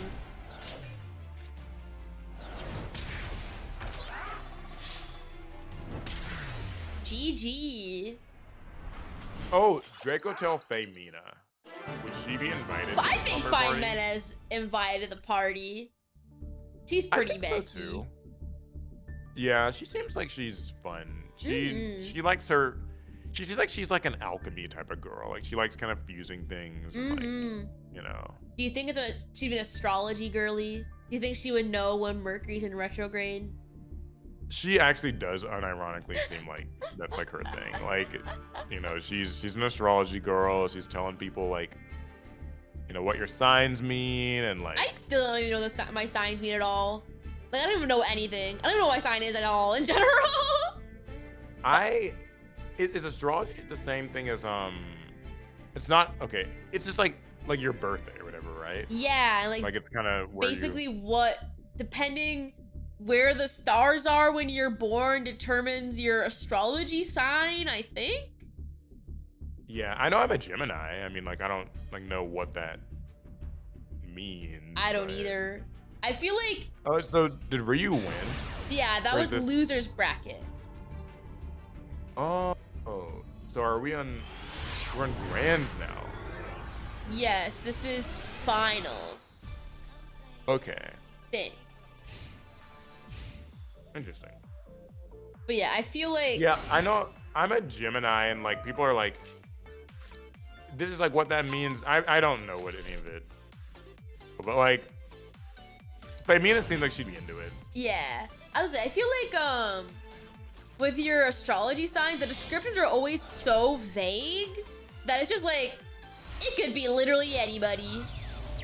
Yeah, I always feel like they make them like this could apply to any person, and so like it'll be like, yeah, like Geminis are nice people until you make them angry. Then they're like not nice to you. And it's like, well, yeah, but like, isn't that like Everyone? anyone, right? Yeah. Like, or it'll just be like these things where it's like, yeah, like Geminis love money.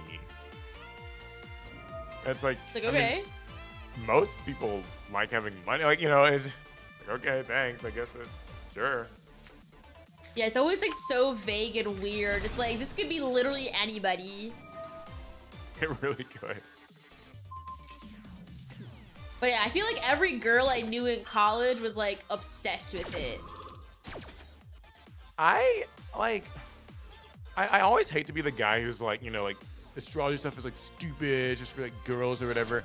Cause like, I mean, I'm sure there's something to it. It's just like, at least the brand of astrology where like it's just generic things about yourself. I've always been like, I don't like. I just feel like it's just meant to like I remember that age where like it'd be like these BuzzFeed articles and they'd all be like that, like what your astrology sign, like 10 things it says about you, and it's like meant to be clickbait and.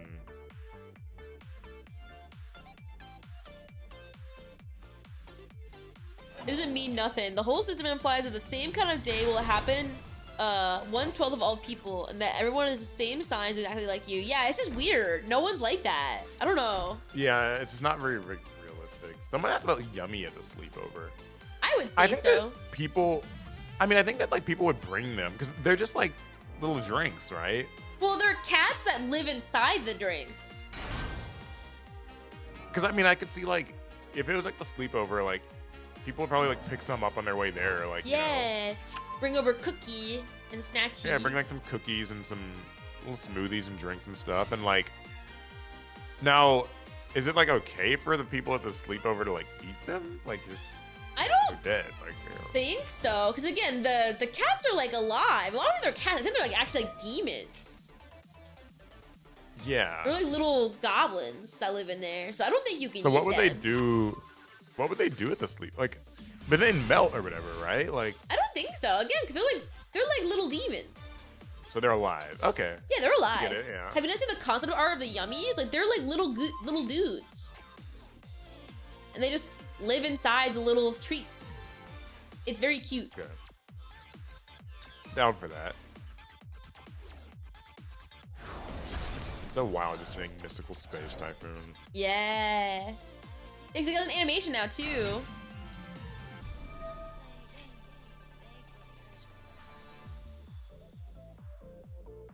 Yeah, astrology is mostly just for fun. It's sweeping generalizations so people can fill in the blanks with their own traits. Mhm. Right, yeah.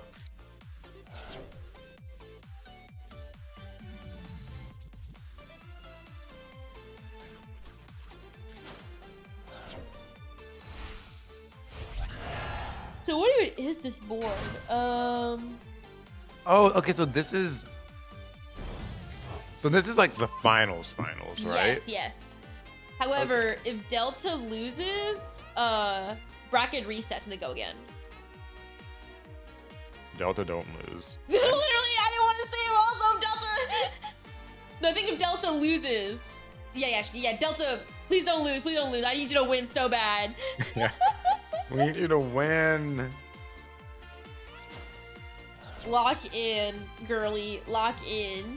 Summon those megaliths. I've never seen Megalith in my entire life, so I don't know what any of this does.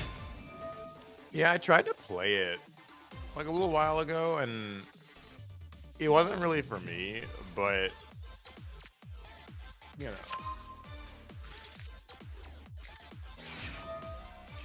If Delta loses, I will scoop. No. Well, no, I mean, yeah, no. Try, like, don't throw, but like, Well, yeah. you know, like, hopefully, yeah. Are there any girl Mitsurugis? No, they're all guys. They're all They're guys like or a- lizards. Lizard dudes. They're hot though. Have you seen the guys in Mitsurugi? They're hot. I hate them, so I don't look at them. That's actually real as fuck. Actually, the realest thing I've ever heard in my entire life. Like, I literally hate all Mitsurugis. I hate them so much. I don't even look at them. That's so so real. Sometimes I'll see a deck and I'm like, I don't fucking know. I just know that I hate it. I know what this does. You can say anything and I'll believe you. You can say this deck washes your clothes and does your taxes and I'd say, yeah, you're right. Go ahead. Sure, like if you say so, right? If you say so, yeah, go ahead. That's actually so real, dude. That's so real. Megalith Bethor.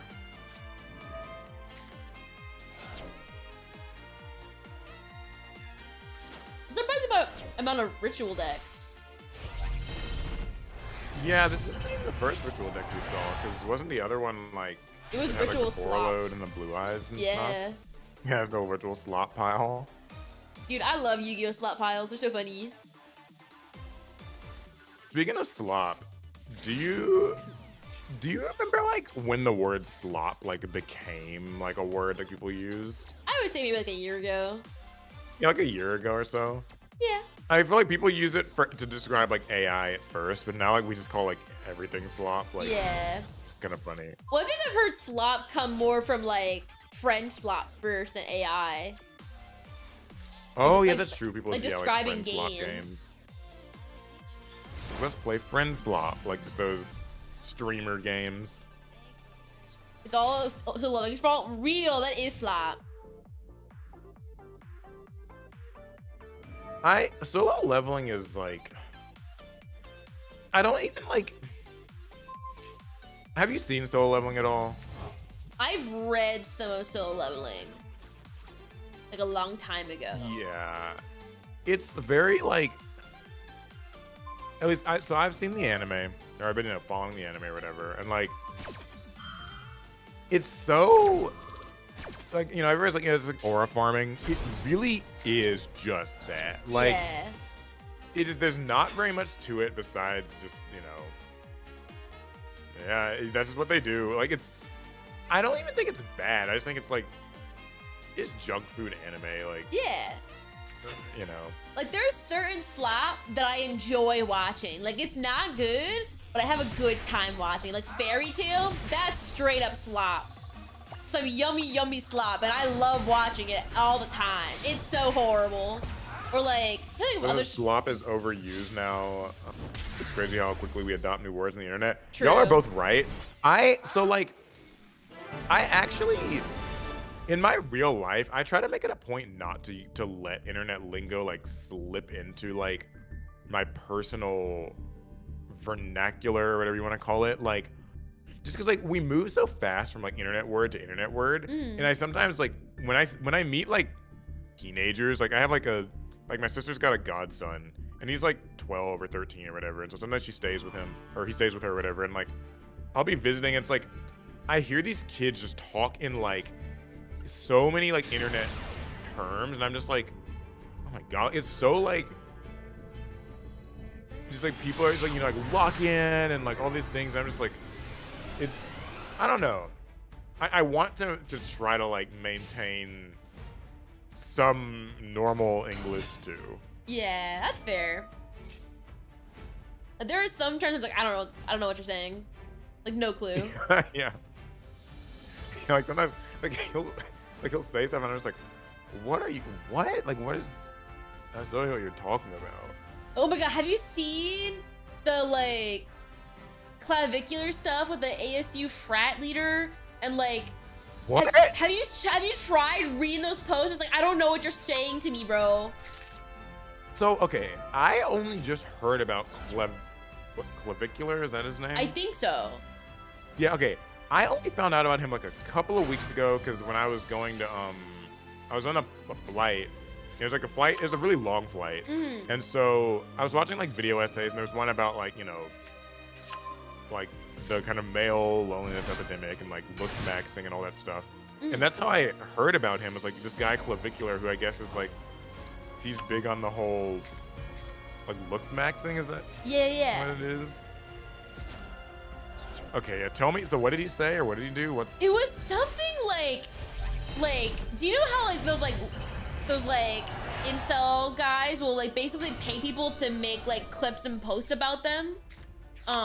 It was one of those, and it was just written in such like a weird way that like I just like, it doesn't even sound like English. I need to find it. Let me. Because okay, I know like internet like incel speak is like, it's so like I don't understand it. Like, because like I already knew like they would use these terms like, you know, like Chads and Stacy's and like, you know, like that sort of stuff. Like beta, alpha, sigma, cuck, like all these little words. Yeah. And I'm just like, I've never understood it, and I feel like it's like just this weird. If you listen to too much of it, I feel like it just.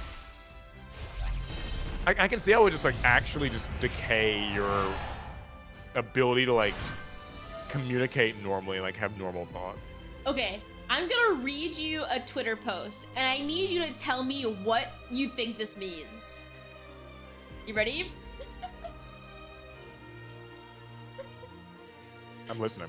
Clavicular was mid-gesture gooning when a group of foids came and spiked his cortisol levels. Is ignoring the foids while munting and mogging moids more useful than SMV chatfishing in the club?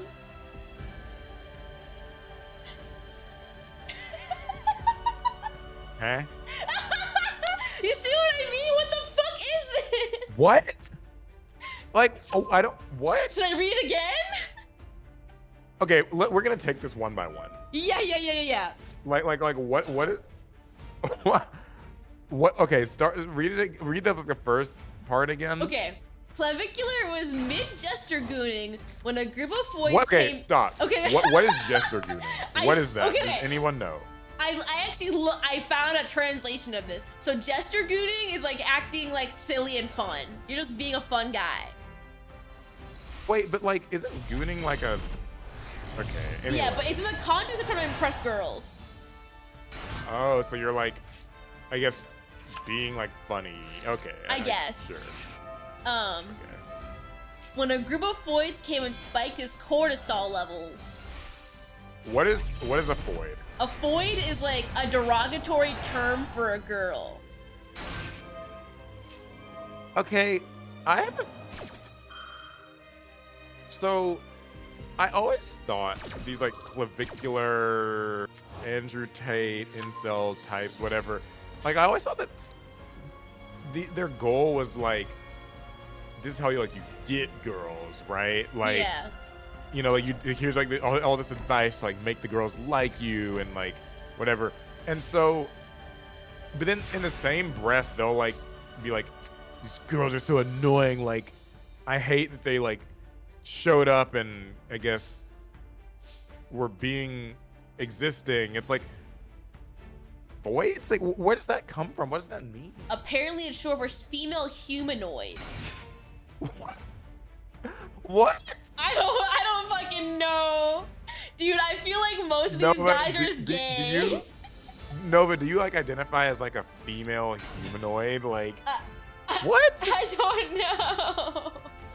Rob, this shit's insane. Okay. So this group of foids spiked his cortisol levels? So essentially, cortisol is like, I guess, the hormone in your body you get when you're stressed. So spiking his cortisol levels basically means he got stressed out. So they couldn't just say that, like, I guess they were annoying him. Like, they had to, that the foids were interrupting his jester gooning to Dude, spike his. I don't know. Okay, carry on. Okay. Is ignoring the foids while munting and mogging moids more useful than SMV chatfishing in the club? Wait, okay, like, rewind. Okay, what is munting and mogging? Okay. I've heard a little bit about mogging. I don't know what munting is. Munting? Okay. What do these mean? Okay, do you know how these guys do like jaw exercises to make like their jaws more prominent? Oh, the jawline thing. It's basically that. Like doing jaw exercises and trying to be more dominant than other men, more useful.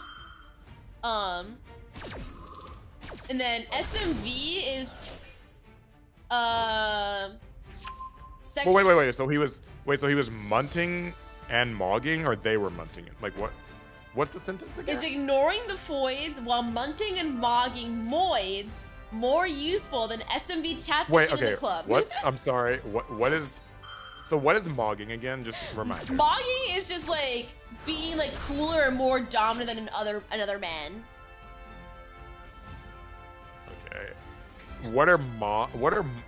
Moids? Moids are just men. It's a derogatory term for a man. It's the opposite of foid.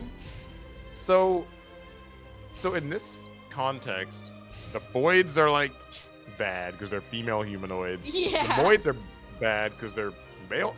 So like, what? So what's normal? Like, what are you allowed to be? Like, dude, I don't mean, like, know. I don't know. Okay, all right. Back to so carry on.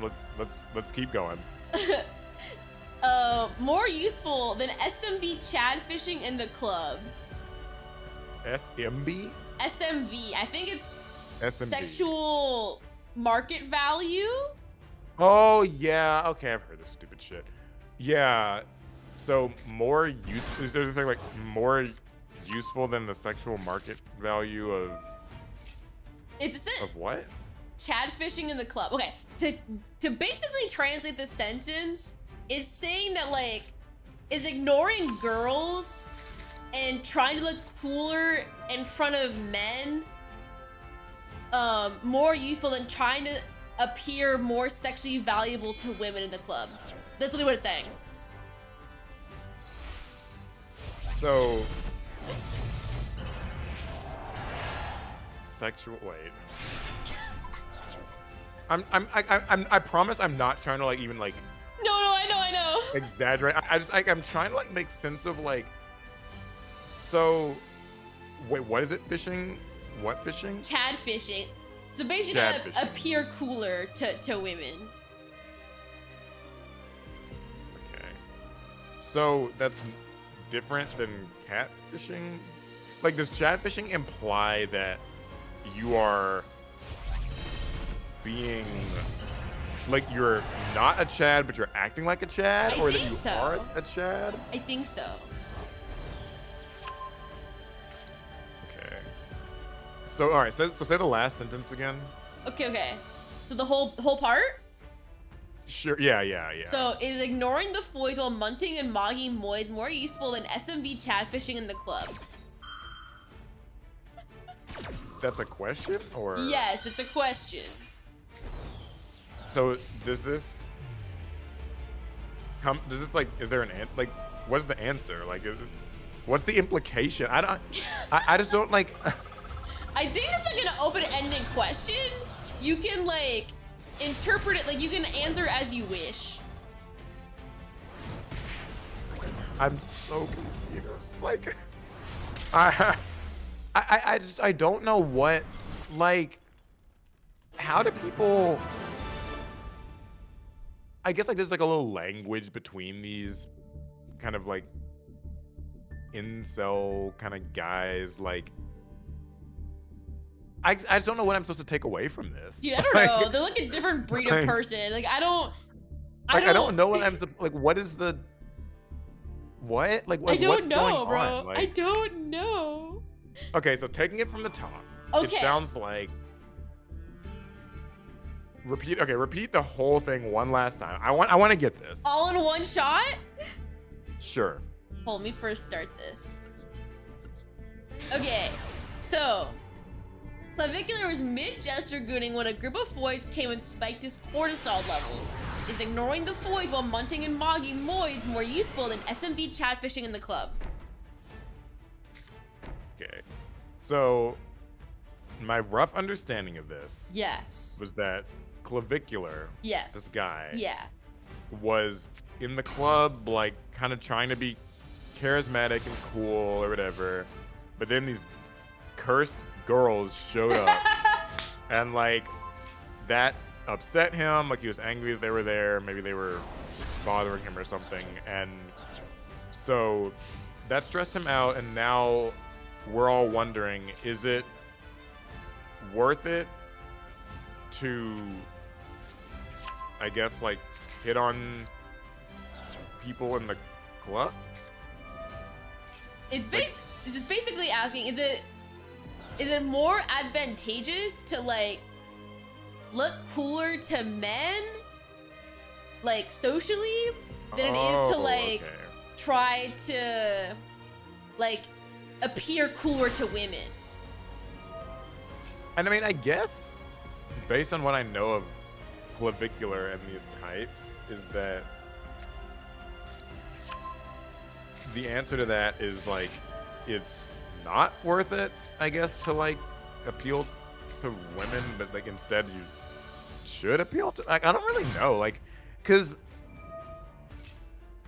like from everything that I know of like that side of the internet is very like anti-women. Like it's very like they're not worth your time, like, you know, you can impress them, but like they're not like worth talking to, or they're not like, you know, because when I think about all this like looks maxing shit, like where it's like, you know, monting or whatever it is, like the jaw, like making your jawline look, all these, like, that's all like for other men, I guess it sounds like you're not, like you're, I guess, trying to like, you're a man, you're trying to show these other men that like you have done the proper rituals to appear more like alpha. I don't know, like Dude, at this point, it's not even worth it to figure out what the fuck's going on.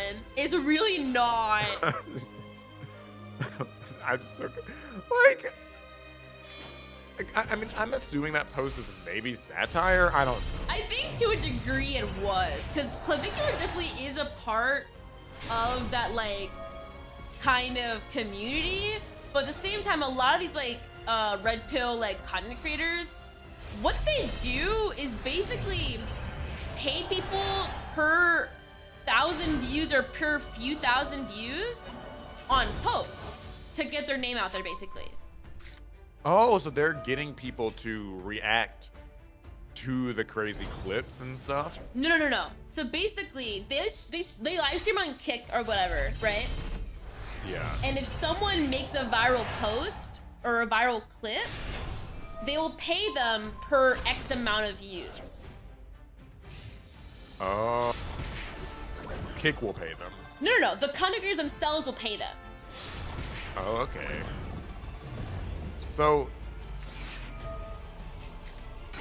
This fucking battling boxer, man! Holy shit! no. Yeah, it really shows up. Yeah, I guess I'm just, all I'll say about this is like, I'm so not wired into that world that like, I guess I just don't understand that entire ecosystem. Like, I just don't. Yeah, I don't. I don't get what it's like. I don't really get why they talk that way, or like what their goals are. I can't tell like what's meant to be taken seriously versus what's like, I guess like just, a meme, dude. I don't know. like meme engagement farming. Like, I don't know. What I worry about when I see that stuff is like that there are like 14-year-old boys who just take it all seriously. Yeah. Like, this is like the language they're learning. Dude, I'm gonna be so 100% with you. The only reason why I could even explain to you what that post meant is because I saw a different post that translated the entire thing. If I did not see that, I would have no idea. Yeah, because you have to, because I'm just like, it's so crazy, and like, it's kind of like meme-ish or whatever, but like, I know that there's like teenagers who are like taking that seriously, and like they're trying to like learn the lingo, and like this is how they probably describe girls at school or something. Like, you know, I'm tired of all these boys like, you know, spiking my cortisol and like decreasing like my, you know, sexual marketplace value as a 15-year-old kid. It's like, it's so weird. Stupid. Like, I can't make, whatever. Anyway, this duel though. Yeah, this duel is crazy. Delta, please win. I'm so tired. Like, Delta's definitely trying. Like, Usually I'm not very partial to people. I usually let them go as they please. But please, Delta, win! Delta, please! I mean, it's Yu-Gi-Oh, so I always judge it on like, there are more monsters on Delta's side of the field, which probably means good thing. True. And more If cards you're in rooting hand. for Delta to win. Yeah. Here comes another Battling Boxer. I Okay. would literally crash out. I would literally crash out. Oh, let's go! Delay! That's my goal! And that's it. Yo. Yippee! Thank She you. did that shit. That's my I'm girl. sorry, Ryu. It is nothing against you personally. Love you to death. Yeah. I just Ryu, my you goat. know. However, it is almost 1 a.m. and we are very tired. Yeah, it is. Yeah, I think somebody said for some reason Fiber Jar appears. That'd be hilarious. Oh my god, Fucking- no. I would just jump out the Fiber window. Jar. I got into my What speed if- ran. Thank you, Delta. What if like Fiber Jar also like increased both players' life points by 8,000? Like it shuffles everything back in, No. gives everyone 8,000 life points. I would freak it. But that was fun. That was cool. Like very like interactive decks. Yeah, that's this thing with these. Like, I feel like every other one usually goes by pretty quick. These tournaments don't last very long, but at least the stream was. But these matches went crazy. More than 3 turns is nuts. Yeah, especially like these were going to like turn like 9 sometimes. Yeah, dude.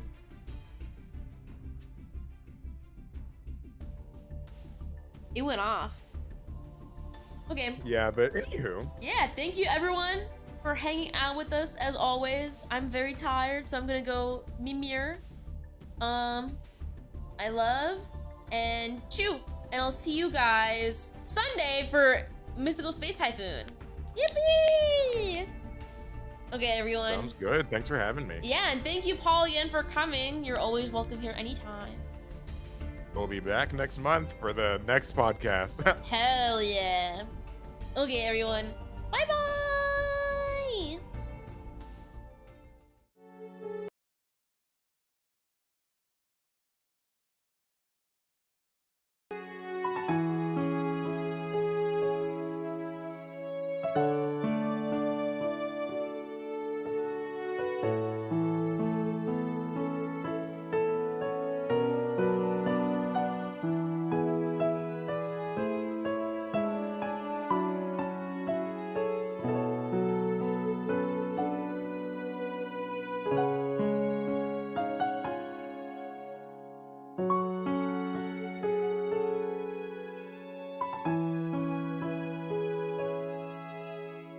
Bye.